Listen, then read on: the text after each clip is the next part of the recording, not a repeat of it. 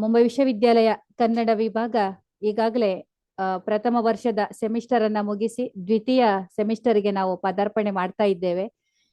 ಈಗ ನಮ್ಗೆ ಪಠ್ಯಕ್ರಮಗಳ ಪ್ರಕಾರ ಬೇರೆ ಬೇರೆ ರೀತಿಯಲ್ಲಿ ನಿಮ್ಮನ್ನ ತಯಾರು ಮಾಡಬೇಕಾಗಿದೆ. ಬರೇ ಪಠ್ಯ ಪುಸ್ತಕ ಮಾತ್ರ ಅಲ್ಲ, ವಿಶೇಷವಾಗಿ ಇದರಲ್ಲಿ ಪ್ರಾಜೆಕ್ಟ್ಗೆ ಗಮನವನ್ನ ಕೊಡಬೇಕಾಗಿದೆ. ಆ ಪ್ರಾಜೆಕ್ಟ್ ನ ಹೇಗ್ ಮಾಡಬೇಕು, ಯಾವ ರೀತಿಯಲ್ಲಿ ಇರಬೇಕು ಎನ್ನುವುದರ ಸಂಪೂರ್ಣವಾದಂತಹ ಮಾರ್ಗದರ್ಶನವನ್ನ ವಿಭಾಗದ ಮುಖ್ಯಸ್ಥರಾದಂತಹ ಪ್ರಾಧ್ಯಾಪಕರು ಆಗಿರುವಂತಹ ನಮ್ಮ ಮಾರ್ಗದರ್ಶಕರು doctor G N Upadhya sir ಕೊಡ್ತಾರೆ. ಅದರ ಜೊತೆಯಲ್ಲಿ ಉಳಿದ ವಿದ್ಯಾರ್ಥಿಗಳು, ಪೂರ್ವ ವಿದ್ಯಾರ್ಥಿಗಳು ಆ ಪ್ರಾಜೆಕ್ಟ್ ಅನ್ನ ಯಾವ ರೀತಿಯಾಗಿ ಗಂಭೀರವಾಗಿ ತೆಗೆದುಕೊಂಡಿದ್ರು, ಅದನ್ನ ಹೇಗೆ ಮಾಡಿದ್ದಾರೆ ಅನ್ನೋದು ನಿಮ್ಗೊಂದು ಮಾದರಿಯಾಗಿ ತೋರಿಸಬೇಕು, ಅವರಿಂದ ಕೆಲವು ಮಾತುಗಳನ್ನ ಆಡಿಸ್ಬೇಕು ಎನ್ನುವಂತ ಉದ್ದೇಶದಿಂದ ಇವತ್ತಿನ ಈ ಕಾರ್ಯಕ್ರಮವನ್ನ ಅಥವಾ ತರಗತಿಯನ್ನ ಇಟ್ಕೊಂಡಿದ್ದೇವೆ. ಇಲ್ಲಿ ನಮ್ಮ ವಿಭಾಗದ ಇಬ್ಬರು ಚಿನ್ನದ ಹುಡುಗಿಯರು, ಚಿನ್ನದ ಮಹಿಳೆಯರನ್ನ ನಾವಿವತ್ತು ಆಮಂತ್ರಿಸಿದ್ದೇವೆ. ಮುಂಬೈ ವಿಶ್ವವಿದ್ಯಾಲಯ ಕನ್ನಡ ವಿಭಾಗದ ಹೆಮ್ಮೆಯ ವಿದ್ಯಾರ್ಥಿಗಳಾಗಿರುವಂತಹ ಸವಿತಾ ಅರುಣ್ ಶೆಟ್ಟಿ ಹಾಗೂ ವಿದ್ಯಾ ರಾಮಕೃಷ್ಣ ಅವರಿಗೆ ಪ್ರೀತಿಯ ಸ್ವಾಗತವನ್ನ ಕೋರ್ತಾ ಇದ್ದೇವೆ. ಅದೇ ರೀತಿ ನಾನಾಗ್ಲೇ ಹೇಳಿದಾಗೆ ಎಲ್ಲಾ ವಿಧದಲ್ಲಿಯೂ ನಮ್ಗೆ ಮಾರ್ಗದರ್ಶನವನ್ನ ಮಾಡ್ತಾ ಇರುವಂತಹ ವಿಭಾಗದ ಮುಖ್ಯಸ್ಥರ professor G N Upadhya sir, ತಮ್ಗೆ ಗೌರವಪೂರ್ವಕವಾದಂತಹ ಸ್ವಾಗತ. ಎಲ್ಲ ವಿದ್ಯಾರ್ಥಿ ಮಿತ್ರರು, ಇವತ್ತು ಪ್ರಥಮ ವರ್ಷ ಮತ್ತು ದ್ವಿತೀಯ ವರ್ಷದ ವಿದ್ಯಾರ್ಥಿ ಮಿತ್ರರು ಇಲ್ಲಿ ಸೇರ್ಕೊಂಡಿದ್ದೀರಿ. ತಮ್ಮನ್ನು ಕೂಡ ಆತ್ಮೀಯವಾಗಿ ಸ್ವಾಗತಿಸ್ತಾ ನಾನು ಸರ್ ಕೆಲವು ಮಾತುಗಳನ್ನ ಆಡಿ ಈ ಕಾರ್ಯಕ್ರಮದ ಅಥವಾ ಈ ತರಗತಿಯ ರೂಪುರೇಷೆ ಹೇಗಿರ್ತದೆ ಅನ್ನೋದನ್ನ ಅವ್ರು ಹೇಳ್ತಾರೆ. ಸರ್, ನಿಮ್ಗಾಗಿ ಈ ಒಂದು ವೇದಿಕೆಯನ್ನು ತೆರವು ಮಾಡಿಕೊಡ್ತಾ ಇದ್ದೇನೆ. ಆತ್ಮೀಯರಿಗೆ ನಮಸ್ಕಾರ. ಇವತ್ತಿನ ಈ ವಿಶೇಷ ತರಗತಿ, ಇದಕ್ಕೆ ಸಾಹಿತ್ಯ ಮೀಮಾಂಸೆ, ಸಾಹಿತ್ಯದ ಕುರಿತಾಗಿನ ಚರ್ಚೆ, ಜಿಜ್ಞಾಸೆ, ಈ ಕಾರ್ಯಕ್ರಮಕ್ಕೆ ವಿಭಾಗದ ಪರವಾಗಿ ಪ್ರೀತಿಯಿಂದ ಸ್ವಾಗತಿಸ್ತಾ ಇದ್ದೇನೆ. ಇದನ್ನು ನಡೆಸಿಕೊಡ್ಲಿಕ್ಕೆ ನಮ್ಮ ವಿಭಾಗದ ಹೆಮ್ಮೆಯ ವಿದ್ಯಾರ್ಥಿಗಳಾಗಿರುವಂತಹ ಸವಿತಾ ಅರುಣ್ ಶೆಟ್ಟಿ ಮತ್ತು ವಿದ್ಯಾ ರಾಮಕೃಷ್ಣ ಅವರು ಸಂಪನ್ಮೂಲ ವ್ಯಕ್ತಿಗಳಾಗಿ ಬಂದಿರೋದು ಬಹಳ ಸಂತೋಷ ಪಡುವ, ಹೆಮ್ಮೆ ಪಡುವಂತಹ ಒಂದು ಸಂಗತಿ. ಇಬ್ಬರು ಮುಂಬೈ ವಿಶ್ವವಿದ್ಯಾಲಯ ಕೊಡಮಾಡುವಂತಹ ಚಿನ್ನದ ಪದಕವನ್ನ ಪಡೆದಂತಹ ಪ್ರತಿಭಾವಂತ ವಿದ್ಯಾರ್ಥಿ ಮಿತ್ರರು ಮತ್ತು ಈಗಾಗಲೇ ಲೇಖಕರಾಗಿ ಕೃತಿಗಳನ್ನ ಸಹ ತಂದಿದ್ದಾರೆ. ಈ ಕಾರ್ಯಕ್ರಮವನ್ನ ಸಂಯೋಜನೆ ಮಾಡಿರುವಂತಹ ವಿಭಾಗದ ಸಹ ಪ್ರಾಧ್ಯಾಪಕರಾಗಿರುವ ಡಾಕ್ಟರ್ ಪೂರ್ಣಿಮಾ ಶೆಟ್ಟಿ ಅವರೇ ಹಾಗೂ ಎಲ್ಲ ಮಿತ್ರರೇ, ಈ ಹೊತ್ತು ನನಗೆ ಜಾಗತಿಕ ಮಟ್ಟದಲ್ಲಿ ಹೆಸರು ಮಾಡಿರುವಂತಹ ನಾಮಾಂಕಿತ ಕವಿ ಖಲೀಲ್ ಜಿಬ್ರಾನ್ನ ಒಂದು ಸಾಲು ನೆನಪಾಗತ್ತೆ. ಆತ ಹೇಳ್ತಾನೆ, ಐ ಕೋಟ್, ನನ್ನ ತಾಯಿ ಒಂದೂ ಕವಿತೆಯನ್ನು ಬರೆಯಲಿಲ್ಲ, ಆದರೆ 100 ಕವಿತೆಗಳನ್ನ ಬದುಕಿದ್ದರು. ಎಷ್ಟು ಚೆನ್ನಾಗಿದೆ. ಕವಿತೆ ಅತ್ಯಂತ ತುಚ್ಯವಾಗಿರುತ್ತೆ ಅನ್ನುವಂಥ, ಅದು ವಾಚ್ಯವಾಗಿರುವುದಿಲ್ಲ ಅನ್ನುವಂಥ ಕವಿ ಹೇಳ್ತಾನೆ, ನನ್ನ ತಾಯಿ ಒಂದೂ ಕವಿತೆಯನ್ನು ಬರೆಯಲಿಲ್ಲ, ಆದರೆ 100 ಕವಿತೆಗಳನ್ನ ಬದುಕಿದ್ದಳು. ಇದಕ್ಕೆ ಸಂವಾದಿಯಾಗಿ ಜಾನಪದ ಕವಿ ಸಿರಿಯಜ್ಜಿ ಅಂತ ನೀವು ಕೇಳಿರ್ಬೋದು. ಮಂಡ್ಯದ ಸಮೀಪದ ಒಂದು ಮೂಲೆಯಲ್ಲಿ ತನ್ನ ಪಾಡಿಗೆ ತಾನು ಕಾವ್ಯ ರಚನೆಯಲ್ಲಿ ತೊಡಗಿಕೊಂಡಿರುವಂತಹ ಸಿರಿಯಜ್ಜಿಯ ಒಂದು ಮಾತು ಇವತ್ತು ನನಗೆ ನೆನಪಾಗ್ತಾ ಇದೆ. ಆಕೆ ಹೇಳಿದ್ದಾಳೆ, ಕಾಲು ಒದ್ದೆಯಾಗದೆ, ಹೈಕೋರ್ಟ್, ಕಾಲು ಒದ್ದೆಯಾಗದೆ ಕಡಲನ್ನಾದ್ರೂ ದಾಟಬಹುದು, ಆದರೆ ಕಣ್ಣು ಒದ್ದೆಯಾಗದೆ ಬದುಕನ್ನ ದಾಟಲು ಸಾಧ್ಯವಿಲ್ಲ. ಅಂತಹ ಅರ್ಥಪೂರ್ಣವಾದ ಮಾತು ನೋಡ್ರಿ. ಒಂದು ರೀತಿಯಲ್ಲಿ ಈ ವಿದ್ವಾಂಸರು ವೇದಗಳನ್ನ ಬರೆದ್ರೆ ಈ ಜನಪದರು ಗಾದೆಗಳನ್ನ ಕಟ್ಟಿದ್ರು ಎನ್ನುವಂತಹ ಮಾತಿದೆ. ಈ ಕಟ್ಟುವಿಕೆ, ಈ ಪದ ಸಂಘಟನೆ, ಕಾವ್ಯ ಅಥವಾ ಸಾಹಿತ್ಯ ಒಂದು ರೀತಿಯಲ್ಲಿ ಪದ ಸಂಘಟನೆ ಅಂತ ನಾವು ಅದನ್ನ ಕಟ್ಟಬೇಕಾಗತ್ತೆ. ಇವತ್ತು ಬೆಳಿಗ್ಗೆ ಗೆಳೆಯ ಕವಿ ಬೆಂಗಳೂರಿನ ಶಾಂತರಾಮ್ ಶೆಟ್ಟಿ ಅವರ 2 ಸಾಲಿನ ಕವಿತೆ ಓದಿ ನಾನು ಖುಷಿಪಟ್ಟೆ ಎನ್ನುವ ಆ ಸಾಲು ಹೀಗಿದೆ, ಬೆನ್ನ ಹಿಂದಿನ ಮಾತಿಗ್ಯಾಕೆ ಕಿವಿಯಾಗಬೇಕು. ಹೈಕೋರ್ಟ್ ಕವಿ ಹೇಳ್ತಾರೆ, ಬೆನ್ನ ಹಿಂದಿನ ಮಾತಿಗ್ಯಾಕೆ ಕಿವಿಯಾಗಬೇಕು, ಮೌನಿಯಾಗಿ ಕಾವ್ಯ ಕಟ್ಟುವ ಕವಿಯಾಗಬೇಕು. ಎಷ್ಟು ಚೆನ್ನಾಗಿದೆ ನೋಡಿ, ಎಷ್ಟು ಅರ್ಥಪೂರ್ಣವಾಗಿ. ನಾಂದ್ರಶಿ ಕುರುತೆ ಕಾವ್ಯಂ ಎನ್ನುವ ಮಾತು ನಮಗೆ ಗೊತ್ತಿರುವಂತಹದ್ದು. ಹೀಗೆ ಕಟ್ಟಲ್ಪಟ್ಟಂತಹ ರಚನೆಯಾದಂತಹ ಸಾಹಿತ್ಯವನ್ನ ಪರಕಾಯ ಪ್ರವೇಶ ಮಾಡಿ ಅದೊಂದು ರೀತಿಯಲ್ಲಿ ತೆಂಗಿನಕಾಯಿ ಇದ್ದ ಹಾಗೆ ಅದರ ಚಿಪ್ಪನ್ನು ಪಡೆದು ಒಳಗಿನ ಸಾರಸತ್ವವನ್ನು ನಾವು ಹೀರಬೇಕಾಗತ್ತೆ. ಅಲ್ಲಿನ ರಚನೆಯಾದಂತಹ ಕಟ್ಟಲ್ಪಟ್ಟಂತಹ ಒಂದು ಸಾಹಿತ್ಯದ, ಒಂದು ಕಾವ್ಯದ ಏನು ಸ್ವಾರಸ್ಯವನ್ನ, ಹೂರಣವನ್ನ, ಅಲ್ಲಿ ವಾಚ್ಯಾರ್ಥ ಇರಬಹುದು, ವ್ಯಂಗ್ಯಾರ್ಥ ಇರಬಹುದು, ಲಕ್ಷಣಾರ್ಥ ಇರಬಹುದು, ಧ್ವನ್ಯಾರ್ಥ ಇರಬಹುದು, ಇವನ್ನ ಸರಿಯಾಗಿ ಗ್ರಹಿಸಬೇಕಾಗ, ಅದನ್ನ ಪ್ರಚುರಪಡಿಸ್ಬೇಕು. ಒಂದು ಗ್ರಹಿಸುವಂತದ್ದು, ಇನ್ನೊಂದು ಪ್ರಚುರಪಡಿಸುವಂತ. ನಾಡಿಗೆ ನಾವು ಓದಿ ಖುಷಿಪಟ್ಟು ಆ ಅನುಭವವನ್ನ ಲೋಕಮುಖಕ್ಕೆ ತಿಳಿಯ ಹೇಳುವಂತಹದ್ದು ನಮ್ಮ ಕರ್ತವ್ಯ ಅನ್ನುವಂಥ. ಈ ವರ್ಷದಿಂದ ನಾವು ವಿಶೇಷವಾಗಿ ವ್ಯಾಪಕವಾಗಿ ಪಾಶ್ಚಾತ್ಯ ಕಾವ್ಯಮೀಮಾಂಸೆಯನ್ನ ಪಠ್ಯವಾಗಿ ಇಟ್ಟಿದ್ದೇವೆ. ಆ ಹಿನ್ನೆಲೆಯಲ್ಲಿ ಸಹ ನಾವಿವತ್ತು ಹೊಸ ಬಗೆಯ ಚಿಂತನೆಗೆ ಒಡ್ಡಿಕೊಳ್ಬೇಕು. ನಿಜವಾಗಿ ಜಾಗತೀಕರಣದ ದರ್ಶನವಾಗುವುದೇ ನಮಗೆ ಪಾಶ್ಚಾತ್ಯ ಕಾವ್ಯ ಮೀಮಾಂಸೆಯಿಂದ. ನಾವೆಷ್ಟೋ ಸಂದರ್ಭದಲ್ಲಿ ಎಲ್ಲವನ್ನ ಲಘುವಾಗಿಯೇ ಪರಿಗಣಿಸ್ತೇವೆ. ಇವತ್ತು ನನಗೆ ಕುವೆಂಪುರವ್ರ ನೆನಪಾಗ್ತದೆ. ಅವರ ಮಹತ್ವದ ಮಹಾಕಾವ್ಯ, ಅದರಲ್ಲಿ ಒಂದು ಆರಂಭದಲ್ಲೇ ಒಂದು ಸಾಲು ಬರುತ್ತೆ, ಹೋಮರಗೆ ವರ್ಜಿಲೆಗೆ ಡಾಂಟೆ ಮಿಲ್ಟನ್ಗೆ. ಹೌದಾ, ನಾವು ಎಷ್ಟರ ಮಟ್ಟಿಗೆ ಈ ಕವಿಗಳನ್ನು ಓದಿಕೊಂಡಿದ್ದೇವೆ, ತಿಳ್ಕೊಂಡಿದ್ದೇವೆ? ಕವಿ ಯಾಕೆ ಪ್ರಸ್ತಾಪ ಮಾಡಿದ್ದಾರೆ ಹೋಮರಗೆ? ಹೋಮರ್ ಯಾರು? ವರ್ಜಿಲ್ನ ಕಾಣಿಕೆ ಏನು? ಡಾಂಟೆ ಯಾವ ಕೃತಿಯನ್ನು ಬರೆದ, ಅದರ ಮಹತ್ವ ಏನು? ಹೌದಾ, ಹೋಮರಗೆ ವರ್ಜಿಲೆಗೆ ಡಾಂಟೆ ಮಿಲ್ಟನ್ಗೆ. ಮಿಲ್ಟನ್ನ ಕಾವ್ಯದ ಅನನ್ಯತೆ ಏನು ನಾವು ಗ್ರಹಿಸಿದೇವ? ನಾವು ಉಡಾಫೆಯಾಗಿ ಎಲ್ಲವನ್ನ ಗೊತ್ತಿದೆ ಅಂತ ತಿಳ್ಕೊಂಡಿದ್ದೇವೆ ಅಂತ ಅಲ್ಲ. ಕನಿಷ್ಠ ಪಕ್ಷ ಅದರಲ್ಲಿ ಏನಿದೆ? ಹೋಮರಗೆ ಜಗತ್ತಿನ ಮೊದಲ ಮಹಾಕವಿಗಳ ಪಟ್ಟಿಯಲ್ಲಿ ಹೋಮರ್ ಬರ್ತಾನೆ. ಹೌದಾ, ನಾನು ತರಗತಿಯಲ್ಲಿ ಪ್ರಸ್ತಾಪ ಮಾಡಿದ್ದು ಉಂಟು. ಹೇಳು, ಹೋಮರ್ನ ಅವನ ಕೃತಿಗಳ ಹೆಸರಾದ್ರೂ ನಾವು ನೆನ್ಪಿಟ್ಕೊಳ್ಳಿ. ಹೌದಾ, ಇಲಿಯಡ್ ಮತ್ತು ಓಡಿಸಿ ಅಂತ. ಹೋಮ್ನಲ್ಲಿ ಇಲಿಯನ್ನು ಓಡಿಸಿ ಅಂತ ಹೀಗಾದ್ರೂ ನೆನ್ಪಿಟ್ಕೊಳ್ಳಿ ಅಂತ ಹೇಳಿ ನಮಗೆ BA ತರಗತಿಯಲ್ಲಿ ಮೇಷ್ಟ್ರುಗಳು ಹೇಳಿಕೊಟ್ಟು ನನಗೆ ಇವತ್ತಿಗೆ ನೆನಪಾಗ್ತಾ ಇದೆ. ಹೋಮರ್ನ ಈ ಇಲಿಯಡ್ ಮಹಾಕಾವ್ಯ ಅತ್ಯಂತ ರುಚಿಕರವಾದಂತಹ ನಮ್ಮ ರಾಮಾಯಣ ಮಹಾಭಾರತ ಇದ್ದಾಗೆ ಅಂತ ತುಂಬಾ ಚೆನ್ನಾಗಿದೆ. ಒಂದು ಹೆಣ್ಣಿಗೋಸ್ಕರ ಹೊಡೆದಾಟ ನಡೆದಂತಹ ಒಂದು ರೋಚಕವಾದ ವೀರರ ಸಪ್ರಧಾನವಾದ ಕಾವ್ಯ. ನೀವು ಅಗತ್ಯ ಓದಿ. ಎಷ್ಟರ ಮಟ್ಟಿಗಿನ ಒಂದು ಏನು ಅತ್ಯಂತ ಅತ್ಯಂತ ರೋಚಕವಾದ ರಸಘಟ್ಟಗಳನ್ನ ಅದರಲ್ಲಿ ತರ್ತಾನೆ. ನಾನು ಕಥೆಯನ್ನ ಹೇಳಿಕ್ ಹೋಗುದಿಲ್ಲ, ಪ್ರಸ್ತಾಪ ಮಾಡಿದೀನಿ. ನೀವು ಅದನ್ನ ತೊಡಗಿಸಿಕೊಳ್ಬೇಕು, ಓದ್ಬೇಕು. ಕನ್ನಡಕ್ಕೆ ಬಂದಿದೆ, ಅನುವಾದವಾಗಿ ಬಂದಿದೆ. ಇವತ್ತು ನನಗೆ ಅಲ್ಲಮ ಪ್ರಭುಗಳೊಂದು ಮಾತು, ಹೊನ್ನಿಗಾಗಿ ಸತ್ತುದು ಕೋಟಿ, ಹೆಣ್ಣಿಗಾಗಿ ಸತ್ತುದು ಕೋಟಿ, ಮಣ್ಣಿಗಾಗಿ ಸತ್ತುದು ಕೋಟಿ, ನಿನಗಾಗಿ ಸತ್ತವರನ್ನ ಅರನೂ ಕಾಣೆ ಅಂತ ಹೇಳ್ತಾರೆ. ಈ ಹೋಮರ್ನ ಇಲಿಯಡ್ ಏನಿದೆ ಅದು ಒಂದು ರೀತಿಯಲ್ಲಿ ಒಬ್ಬಳು ಹೆಣ್ಣಿಗೋಸ್ಕರ ನಡೆದಂತ ಒಂದು ಹೋರಾಟ. ದ್ರೌಪದಿ ಕಥೆಯನ್ನು ಸಹ ಹಾಗೆ ಹೇಳ್ಬೋದ ಅಂತ ಕಾಣ. ಸೀತೆ ಕಥೆಯನ್ನು ಸಹ ಸ್ತ್ರೀ ಪ್ರಧಾನ ಕಾವ್ಯವೇ ಅಂತ ಹೇಳಲಿಕ್ಕೆ ಸಾಧ್ಯ ಉಂಟು. ಹಾಗಾಗಿ ಅಲ್ಲಿಯ ಈ ಇಲಿಯಡ್ ಎನ್ನುವಂತಹದ್ದು ಟ್ರಾಯ್ ದೇಶದ ಒಂದು ಕತೆ. ಅದಕ್ಕೆ ಇನ್ನೊಂದು ಹೆಸರು, ಟ್ರಾಯ್ ದೇಶಕ್ಕೆ ಇನ್ನೊಂದು. ಈ ಟ್ರಾಯ್ ದೇಶದ ಬಗ್ಗೆ ಎಷ್ಟು ಕತೆ ಕಾದಂಬರಿಗಳು ಬಂದಿವೆ ಅನ್ನೋದು ನೀವು ಓದಿಕೊಳ್ಳಬೇಕು, ತುಂಬಾ ಚೆನ್ನಾಗಿತ್ತು ಅನ್ನೋದು. ಅದಕ್ಕೆ ಇಲಿಯಂ ಅಂತ ಅಥವಾ ಟ್ರಾಯ್ ಅಂತ ಒಂದು ಪುಟ್ಟ ನಗರ ಅದು. ಆ ಗ್ರೀಕ್ ದೊರೆ, ಅವನ ಹೆಸರು ಮೆನಲಾಸ್. ಅವನು ಆಡಳಿತವನ್ನು ಮಾಡ್ತಾ ಇರ್ತಾನೆ. ಅವನು ಬಹಳ ಸುಂದರನಾಗಿರ್ತಾನೆ. ಅವನಿಗೊಬ್ಳು ಹೆಂಡತಿ, ತ್ರಿಪುರ ಸುಂದರಿಯಾದಂತಹ ಹೆಂಡತಿ ಇರ್ತಾಳೆ. ಅವಳು ಹೆಲನ್ ಅಂತ. ಆ ಹೆಲನ್ ಟ್ರಾಯ್ ದೇಶದ ರಾಜಕುಮಾರನ ಕೂಡ ಓಡಿ ಹೋಗ್ಬಿಡು, ಪಲಾಯನ ಮಾಡ್ತಾನೆ. ಇದರಿಂದ ಕುಪಿತರಾದಂತಹ ಗ್ರೀಕರೆಲ್ಲ ಸೇರಿ ಅನೇಕ ವೀರರು, ಅಲ್ಲಿ ಬರುವಂತಹ ವೀರರೆಲ್ಲ ಮುಂದೆ ಗ್ರೀಕ್ ನಾಟಕಗಳ ನಾಯಕರಾಗಿ ಮಿಂಚ್ತಾರೆ ಎನ್ನುವಂತಹದ್ದು. ಅಖಿಲಾಸ್ ಇರಬಹುದು, ಅಗಮನ್ನಾನ್ ಇರಬಹುದು, ಏಜಾಕ್ಸ್ ಇರಬಹುದು, ಇಡಿಸಿಸ್ ಇರಬಹುದು. ಇವರೆಲ್ಲ ಸೇರಿ ಆ ಟ್ರಾಯ್ ನಗರದ ಮೇಲೆ ದಾಳಿ ಮಾಡಿ 10 ವರ್ಷಗಳು ಯುದ್ಧ ನಡೀತದೆ. ಕೊನೆಗೆ ಆ ಹೆಲನ್ ಅನ್ನ ಕರ್ಕೊಂಡ್ಬರ್ತಾರೆ. ಅಲ್ಲಿಯ ಆ ದೇಶದ ದೊರೆಯನ್ನ ಸೋಲಿಸಿ. ಇದು ಹೇಗೆ ಅಂತ ಹೇಳಿದ್ರೆ, ನಮ್ಮಲ್ಲಿ ಸಮುದ್ರ ಮಥನ ಆಯ್ತಲ್ಲ, ಆ ರೀತಿಯಲ್ಲಿ ದೇವತೆಗಳು, ಸಿಕ್ಕಾಪಟ್ಟೆ ದೇವತೆಗಳು ಗ್ರೀಕ್ ದೇಶದಲ್ಲಿ, ಗ್ರೀಕ್ ಇತಿಹಾಸ ಪುರಾಣದಲ್ಲಿ.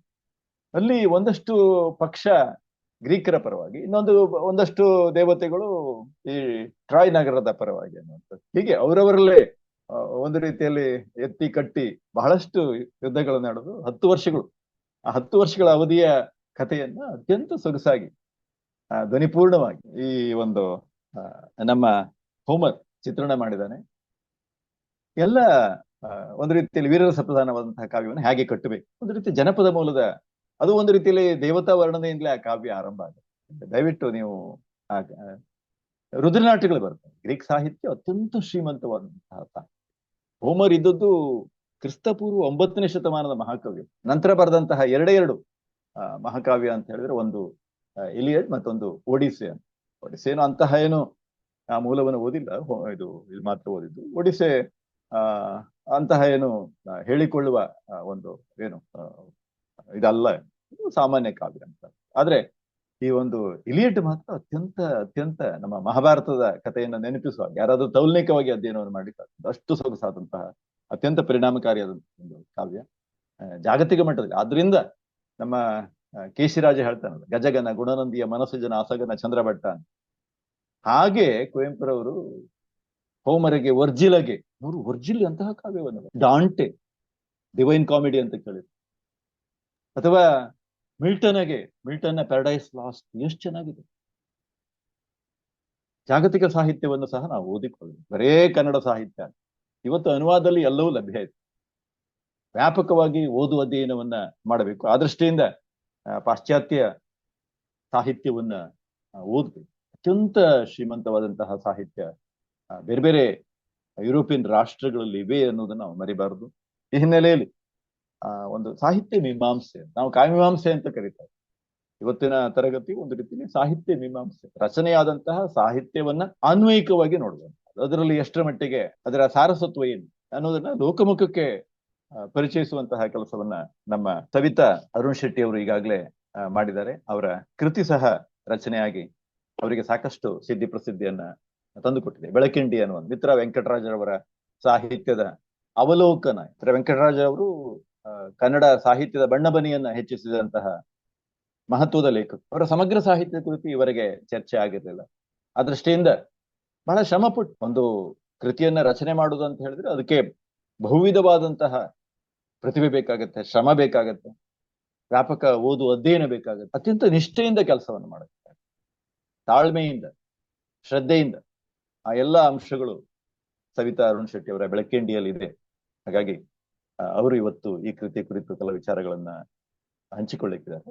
ಹಾಗೆ ಕಾರಂತ ಅಂದ ತಕ್ಷಣ ನಾವು ಪ್ರಬಂಧಕಾರ ಅಂತ ಹೇಳಿ, ಬಹುಧಾನಕ ಪ್ರತಿಭೆಯನ್ನು, ದೈತ್ಯ ಪ್ರತಿಭೆಯನ್ನು, ಅವ್ರು ಒಳ್ಳೆಯ ಪ್ರಬಂಧಕಾರ, ಒಂದು ರೀತಿಯ ವೈಚಾರಿಕತೆ, ಒಂದು ರೀತಿಯಲ್ಲಿ ಹಾಸ್ಯ, ವ್ಯಂಗ್ಯ, ವಿಡಂಬನೆ, ಬದುಕಿನ ಚಿತ್ರಣ, ಸಮಗ್ರ ಜೀವನ ದರ್ಶನ ಅವೆಲ್ಲ ಆಗುವಂತಹದ್ದು ಅವರ ಪ್ರಬಂಧ ಸಾಹಿತ್ಯ. ಕಾರಂತರ ಪ್ರಬಂಧ ಸಾಹಿತ್ಯದ ಕುರಿತು ಇಲ್ಲಿವರೆಗೆ ಸಮಗ್ರವಾಗಿ ಅಧ್ಯಯನವನ್ನ ಮಾಡಿದವರು ನಾ ಕಾಣೆ. ಆ ಕೆಲಸವನ್ನ ವಿದ್ಯಾ ರಾಮಕೃಷ್ಣ ಅವರು ಮಾಡಿದ್ದಾರೆ. ಅದು ಪ್ರಕಟಣೆಗೆ ಸಹ ಯೋಗ್ಯವಾಗಿದೆ. ಹಾಗಾಗಿ ವಿದ್ಯಾ ಅವರು ಈಗಾಗಲೇ ಸುಧಾಮೂರ್ತಿಯವರ ಸಾಹಿತ್ಯದ ಹಿನ್ನೆಲೆಯಲ್ಲಿ ಒಂದು ಕಿರುಕೃತಿಯನ್ನ ನಮ್ಮ ವಿಭಾಗಕ್ಕೆ ಅವರು ಅನುವಾದ ಮಾಡಿ ಕೊಟ್ಟಿದ್ದಾರೆ. ಅದನ್ನು ವಿಭಾಗ ಪ್ರಕಟಿಸಿದೆ ಅಂತ ಹೇಳಿಕ್ಕೆ ನನಗೆ ಸಂತೋಷ ಆಗ್ತದೆ. ತಮ್ಮದೇ ಆದಂತಹ ಬ್ಲಾಗ್ಗಳನ್ನು ಬರೀತಾ ಓದಿದ ಇಷ್ಟವಾದ ಕೃತಿಗಳನ್ನ ಅವರು ಪರಿಚಯಿಸ್ತಾ ಅದರ ಸಮೀಕ್ಷೆ ಮಾಡ್ತಾ ಬಂದಿದೆ. ಇದು ಸಾಹಿತ್ಯದ ವಿದ್ಯಾರ್ಥಿಗಳು ಮಾಡಬೇಕಾದಂತಹ ಕೆಲಸ.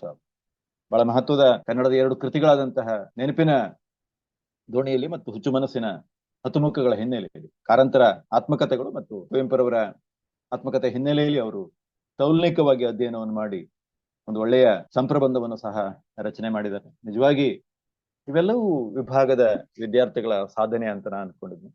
ಹೀಗೆ 15 ಸಂಪ್ರಬಂಧಗಳು ನಮ್ಮ ವಿಭಾಗದ ವಿದ್ಯಾರ್ಥಿಗಳು ಇತ್ತೀಚೆಗೆ ಪ್ರತಿಭಾರಾವ್ ಅವರ ಒಂದು ಸುಧಾಮೂರ್ತಿಯವರ ಜೀವನ ಸಾಧನೆ ಹಿನ್ನೆಲೆಯಲ್ಲಿ ರಚನೆಯಾದಂತಹ ಜೀವನ್ಮುಖಿ ಅಂತ ಇವರೆಗೆ ರಚನೆ ಮಾಡಿದ ವಿದ್ಯಾರ್ಥಿಗಳ ಹೆಸರನ್ನಾದ್ರೂ ಗೀತಾ ಮಂಜುನಾಥ್ ಆಗಿರ್ಬಹುದು, ಅನಿತಾ ತಾಕೋಡೆ ಆಗಿರ್ಬಹುದು, ಸುರೇಖಾ ಶೆಟ್ಟಿ ಅವರು, ದಿನಕರ್ ನಂದಿ ಚಂದನ್ ಅವರು, ಉದಯ್ ಶೆಟ್ಟಿ ಅವರು, ಕಲಾ ಭಾಗವತ್ ಅವರು, ಸೋಮಶೇಖರ್ ಮಸುಳಿ ಅವರು, ಶಶಿಕಲಾ ಹೆಗಡೆ ಅವರು, ಮೊನ್ನೆ ಪ್ರಭಾಕರ್ ಜೋಶಿ ಅವರು ಬಹಳ ಮೆಚ್ಚಿಕೊಂಡ್ರು. ಕರ್ಕಿ ಸೂರಿ ವೈಭವ, ಹೌದು ಸೂರಿ ಪರ್ವ ಎಂದು ಕರ್ಕಿ ವೆಂಕಟರಮಣ ಶಾಸ್ತ್ರಿಗಳ ಸಾಹಿತ್ಯ ಸಾಧನೆ ಕುರಿತು ಇಲ್ಲಿವರೆಗೆ ಅಧ್ಯಯನ ಪೂರ್ಣವಾದ ಕೃತಿಗಳು ಬಂದಿರಲಿಲ್ಲ ಅಂತ ಹೇಳಿ ಅವರು ಅಭಿಪ್ರಾಯಪಟ್ಟರು. ಹಾಗೆ ಕಲಾ ಭಾಗವತ್ ಅವರ ಜಯಂತ್ ಕಾಯ್ಕಿಣಿ ಅವರ ಜೀವಸ್ವರ ಒಂದು ಒಳ್ಳೆಯ ಕೃತಿ ಅನ್ನುವಂಥ ಅಭಿಪ್ರಾಯ ನಾಡಿನಾದ್ಯಂತ ವ್ಯಕ್ತವಾಗಿದೆ. ಅದ್ರ ಜೊತೆಗೆ ಪಾರ್ವತಿ ಪೂಜಾರಿ ಅವರ ಕೃತಿ ಆಗಿರ್ಬೋದು, ಸವಿತಾ ಅರುಣ್ ಶೆಟ್ಟಿ, ಇದೀಗ ಪ್ರತಿಭಾರಾವ್. ಮುಂದೆ ಸುಳ್ಳು ಪಡೆಯಲಪ್ಪದು ಕಾಣ ಅಂತ ಹೇಳಿ ಮುಂದಿನ ಸರದಿ ನೇಮದಾಗಬೇಕು. ಇವತ್ತು ಒಂದು ಸಂಕ್ಷಿಪ್ತ ಅವಧಿಯಲ್ಲಿ ತಮ್ಮ ವಿಚಾರಗಳನ್ನ, ಕೃತಿ ರಚನೆ ಹಿನ್ನೆಲೆಯಲ್ಲಿ ತಮ್ಮ ವಿಚಾರಗಳನ್ನ, ಈ ಕೃತಿಯಲ್ಲಿ ಏನಿದೆ ಅನ್ನೋದನ್ನ, ಅನಂತರ ಸಂವಾದಕ್ಕೆ ಸಹ ಅವಕಾಶ ಇದೆ. ಇದು 40 ನಿಮಿಷಗಳ ಒಂದು ಝೂಮ್ ಮೀಟಿಂಗ್. ಹಾಗಾಗಿ ಮತ್ತೆ ಮರು ಸೇರ್ಪಡೆಗೆ ಅವಕಾಶ ಇದೆ. ಇಂತಹ ಒಂದು ಕಾರ್ಯಕ್ರಮವನ್ನ ವಿದ್ಯಾರ್ಥಿಗಳು ಸಂಘಟನೆ ಮಾಡಬೇಕು. ಈ ಕೆಲಸವನ್ನ ಪೂರ್ಣಿಮಾ ಮೇಡಮ್ ಅವರಿಗೆ ನೀವು ಹೊರಿಸಿದಿರಿ, ಇದು ತರ ಅಲ್ಲ. ವಿದ್ಯಾರ್ಥಿಗಳೇ ಜವಾಬ್ದಾರಿ ತಗೊಂಡು ಈ ತರದ ಕೆಲಸವನ್ನ ಮಾಡಬೇಕು. ಮತ್ತೊಮ್ಮೆ ನನ್ನ ಮಾತನ್ನು ಮುಗಿಸಿ ಎಲ್ಲರಿಗೆ ಶುಭಾಶಯವನ್ನು ಕೋರ್ತೇನೆ. ಧನ್ಯವಾದಗಳು. ಧನ್ಯವಾದಗಳು ಸರ್. ಒಂದು ಸಾಹಿತ್ಯವನ್ನ ಯಾವ ರೀತಿಯಲ್ಲಿ ನೋಡಬಹುದು ಮತ್ತು ಆ ಕುರಿತು ನಾವು ಒಂದು ಸಂಶೋಧನೆಯನ್ನ ಮಾಡಿದಾಗ ಅದು ಎಂತಹ ಒಂದು ಉತ್ಪಾದನೆಯಾಗಿ ಹೊರ ಬರ್ತದೆ ಅನ್ನೋದಕ್ಕೆ ನಮ್ಮ ವಿದ್ಯಾರ್ಥಿಗಳ ಶೋಧ ಕೃತಿಗಳೇ ಕಾರಣ. ಅದು ಉದಾಹರಣೆಯೂ ಹೌದು. ಎಲ್ಲ ವಿಷಯಗಳನ್ನ ಬಹಳ ಸೊಗಸಾಗಿ ನಮ್ಮ ಮುಂದೆ ತೆರೆದಿಟ್ಟಿದ್ದೀರಿ. ವಂದನೆಗಳನ್ನ ಸಲ್ಲಿಸ್ತಾ ನಾನು ಸವಿತಾ ಅರುಣ್ ಶೆಟ್ಟಿ ಅವರಲ್ಲಿ ಈಗಾಗಲೇ ಮಿತ್ರ ವೆಂಕಟರಾಜ್ ಅವರ ಒಂದು ಕಥನ ಸಾಹಿತ್ಯದ ಕುರಿತು ಬೆಳಕಿಂಡಿ ಎನ್ನುವಂತ ಕೃತಿಯನ್ನ ರಚಿಸಿದ್ದೀರಿ. ಈ ಕೃತಿಯನ್ನ ಈಗ ನಮ್ಗೆ ರಚಿಸಿದ ಹಿನ್ನೆಲೆಗಿಂತ ನೀವು ಆ ಪೂರ್ವ ತಯಾರಿಯನ್ನ ಯಾವ ರೀತಿಯಾಗಿ ಮಾಡಿಕೊಂಡಿದ್ದೀರಿ ಮತ್ತು ಅದನ್ನ ರಚಿಸುವಾಗ ನೀವು ಎದುರಿಸಿದಂತ ಸವಾಲುಗಳು ಏನು, ಎಲ್ಲ ಪ್ರಶ್ನೆಗಳಿಗೆ ಉತ್ತರದ ರೂಪದಲ್ಲಿ ಕೊಟ್ರೆ ಬಹುಶಃ ಮುಂದೆ ಪ್ರಾಜೆಕ್ಟ್ ಅನ್ನ ಮಾಡ್ಲಿಕ್ಕಿರುವಂತ ವಿದ್ಯಾರ್ಥಿಗಳಿಗೆ ಅನುಕೂಲವಾದೀತು. ಮತ್ತು ಅದರ ಜೊತೆಯಲ್ಲಿ ತಮ್ಮ ಅನುಭವವನ್ನು ಕೂಡ ಹಂಚಿಕೊಳ್ಬೇಕು ಅಂತ ತಮ್ಮಲ್ಲಿ ವಿನಂತಿಸ್ತಾ ಇದ್ದೇನೆ. ಸವಿತಾ ಅವರೇ. ಧನ್ಯವಾದಗಳು ಮೇಡಮ್. ನನ್ಗೆ ಆ ಮಿತ್ರ ವೆಂಕಟರಾಜ್ ಅವರ ಕಥನ ಸಾಹಿತ್ಯದ ಕುರಿತು ಮತ್ತೆ ಪ್ರಾಜೆಕ್ಟ್ ಬರವಣಿಗೆ ಕುರಿತು ಇವತ್ತು ಮಾತಾಡ್ಲಿಕ್ಕೆ ನಾನು ಇಷ್ಟಪಡ್ತೇನೆ. ಅದರ ಪೂರ್ವ ತಯಾರಿ ಮತ್ತೆ ನಾನು ಎದುರಿಸಿದ ಸವಾಲುಗಳ ಬಗ್ಗೆ ಕೊನೆಗೆ ಮಾತಾಡ್ತೇನೆ, ಅಥವಾ ಸಂವಾದದಲ್ಲಿ ಯಾರಾದ್ರೂ ಕೇಳಿದ್ರೆ ಅದ್ರ ಬಗ್ಗೆ ಮಾತಾಡ್ತೇನೆ. ಈಗ ನಾನು ಮುಖ್ಯವಾಗಿ ಮಿತ್ರ ಅವರ ಕಥನ ಸಾಹಿತ್ಯದ ಕುರಿತು ಹೇಳಲಿಕ್ಕೆ ಇಷ್ಟಪಡ್ತೀನಿ. ಈಗ ನಾನು ನನ್ನ MA ಅಧ್ಯಯನದ ಅಂಗವಾಗಿ ಕನ್ನಡದ ಕಥೆಗಾರರಾದ ಕಾದಂಬರಿಕಾರರು ಆಗಿದ್ದಾರೆ. ಅವರು ಮಿತ್ರ ವೆಂಕಟರಾಜ್ ಅವರ ಸಾಹಿತ್ಯದ ಸಾಧನೆ ಕುರಿತು ಒಂದು ಸಂಪ್ರಬಂಧವನ್ನು ಸಿದ್ಧಪಡಿಸಿ ವಿಶ್ವವಿದ್ಯಾಲಯಕ್ಕೆ ಸಲ್ಲಿಸಿರುವುದು ಈಗಾಗಲೇ ಗೊತ್ತಿದೆ. ಅದು ಬೆಳಕಿಂಡಿ ಎಂಬ ಹೆಸರಿನಲ್ಲಿ ಕಳೆದ ವರ್ಷ ಬಿಡುಗಡೆಯೂ ಆಯಿತು. ಬೆಳಕಿಂಡಿ ಹೆಸರೇ ಸೂಚಿಸುವಂತೆ ಒಂದು ಮಿತ್ರ ಅವರ ಸಾಹಿತ್ಯಕ್ಕೆ ಒಂದು ಪುಟ್ಟ ಕಿಂಡಿ ಅಷ್ಟೇ. ಅವರ ಸುಮಾರು 36 ಕಥೆಗಳು ಮತ್ತೆ ಅದರಲ್ಲಿ ಒಂದು ಕಾದಂಬರಿ ಮತ್ತು 10 ಮಿನಿ ಕಥೆಗಳ ಬಗ್ಗೆ ಸಂಕ್ಷಿಪ್ತವಾಗಿ ಅಲ್ಲಿ ನನ್ನ ಅಧ್ಯಯನ ನಡೆದಿದೆ. ಕಳೆದ 4.5 ದಶಕಗಳಿಂದ ಮುಂಬೈಯಲ್ಲಿ ನೆಲೆಸಿರುವ ಮಿತ್ರ ಅವರು ಕನ್ನಡ ಕಥನ ಕ್ಷೇತ್ರದಲ್ಲಿ ಮಾಡಿದ ಸಾಧನೆ ಅತಿ ಮೌಲಿಕವಾದುದು ಅಂತ ಎಲ್ಲರ ಅಭಿಪ್ರಾಯ. ಮತ್ತೆ ನಾವು ಓದ್ಕೊಂಡಿದ್ದರಿಂದ ನಾವು ಅದನ್ನು ಹೇಳ್ಬೋದು. ಮುಂಬೈ ಸಾಹಿತ್ಯ ವಲಯದ ಉತ್ಕೃಷ್ಟ ಮಟ್ಟದ ಕಥೆಗಳನ್ನು ರಚಿಸಿದ ಕಥೆಗಾರರಲ್ಲಿ ಅವರ ಹೆಸರು ಅಗ್ರಪಂಕ್ತಿಯಲ್ಲಿ ನಿಲ್ತದೆ. ಅಷ್ಟೇ ಅಲ್ಲ, ಅವರು ಕನ್ನಡ ಕಥನ ಅಂದ್ರೆ ಒಳನಾಡಿನ ಸಾಹಿತಿಗಳಲ್ಲೂ ವಿಮರ್ಶಕರಲ್ಲೂ ಅವರು ಅವರ ಸಾಹಿತ್ಯವನ್ನು ಆಧರಿಸಿದ್ದಾರೆ ಮತ್ತೆ ಗೌರವಿಸಿದ್ದಾರೆ ಕೂಡ. ಮಿತ್ರ ಅವರ ಕಥೆಗಳು ಭಿನ್ನ ಪರಿವು. ಅವುಗಳಲ್ಲಿ ಗಾಢ ಅನುಭವವಿದೆ, ವೈಚಾರಿಕ ನಿಲುವಿದೆ, ಸ್ತ್ರೀ ಸಂವೇದನೆ ಎಳೆ ಇದೆ, ಬದುಕನ್ನು ರೂಪಿಸುವಂತ ಮೌಲ್ಯಗಳು ಅವರ ಕಥೆಗಳಲ್ಲಿ ನಾವು ಕಾಣಬಹುದು. ಸಂವೇದನಾಶೀಲ ಸಂಕೀರ್ಣ ಕಥೆಗಳತ್ತ ಹೆಚ್ಚು ಒಲವು ಇರುವ ಮಿತ್ರ ಅವರ ಹೆಚ್ಚಿನ ಕಥೆಗಳು ಮಹಿಳೆಯರ ಒಳತೋಟಿಯನ್ನು ದರ್ಶಿಸುವಂತವು. ಮತ್ತೆ ಅವರು ಅದನ್ನೆಲ್ಲ ಬಹಳಷ್ಟು ಪರಿಣಾಮಕಾರಿಯಾಗಿ ಹೇಳ್ತಾರೆ. ಮನಃಶಾಸ್ತ್ರದಲ್ಲಿ ಕೂಡ ಅವರಿಗೆ ಅತೀವ ಆಸಕ್ತಿ. ಅವರು ತಮ್ಮ ಕೆಲವು ಕಥೆಗಳಲ್ಲಿ ತೆರೆದಿಡುವ ಮನೋಲೋಕ ಬಹಳ ವಿಸ್ತೃತವಾದುದು. ಅವರ ಕಥೆಗಳಲ್ಲಿ ಮಾತು ಕಡಿಮೆ, ಧ್ವನಿಶಕ್ತಿ ಹೆಚ್ಚು ಅಂತ ಎಲ್ಲರ ಅಭಿಪ್ರಾಯ. ಅವರ ಕಥೆಗಳನ್ನು ಯಾರ್ಯಾರು ಓದಿದಾರೋ ಅವರಿಗೆಲ್ಲರಿಗೂ ಗೊತ್ತಿರುವಂತದ್ದು. ತೀರಾ ವಾಚ್ಯವೆನಿಸದ ರೀತಿಯಲ್ಲಿ ಕಥೆಯನ್ನು ಕಟ್ಟುವ ಕೌಶಲ ಅವರದ್ದು.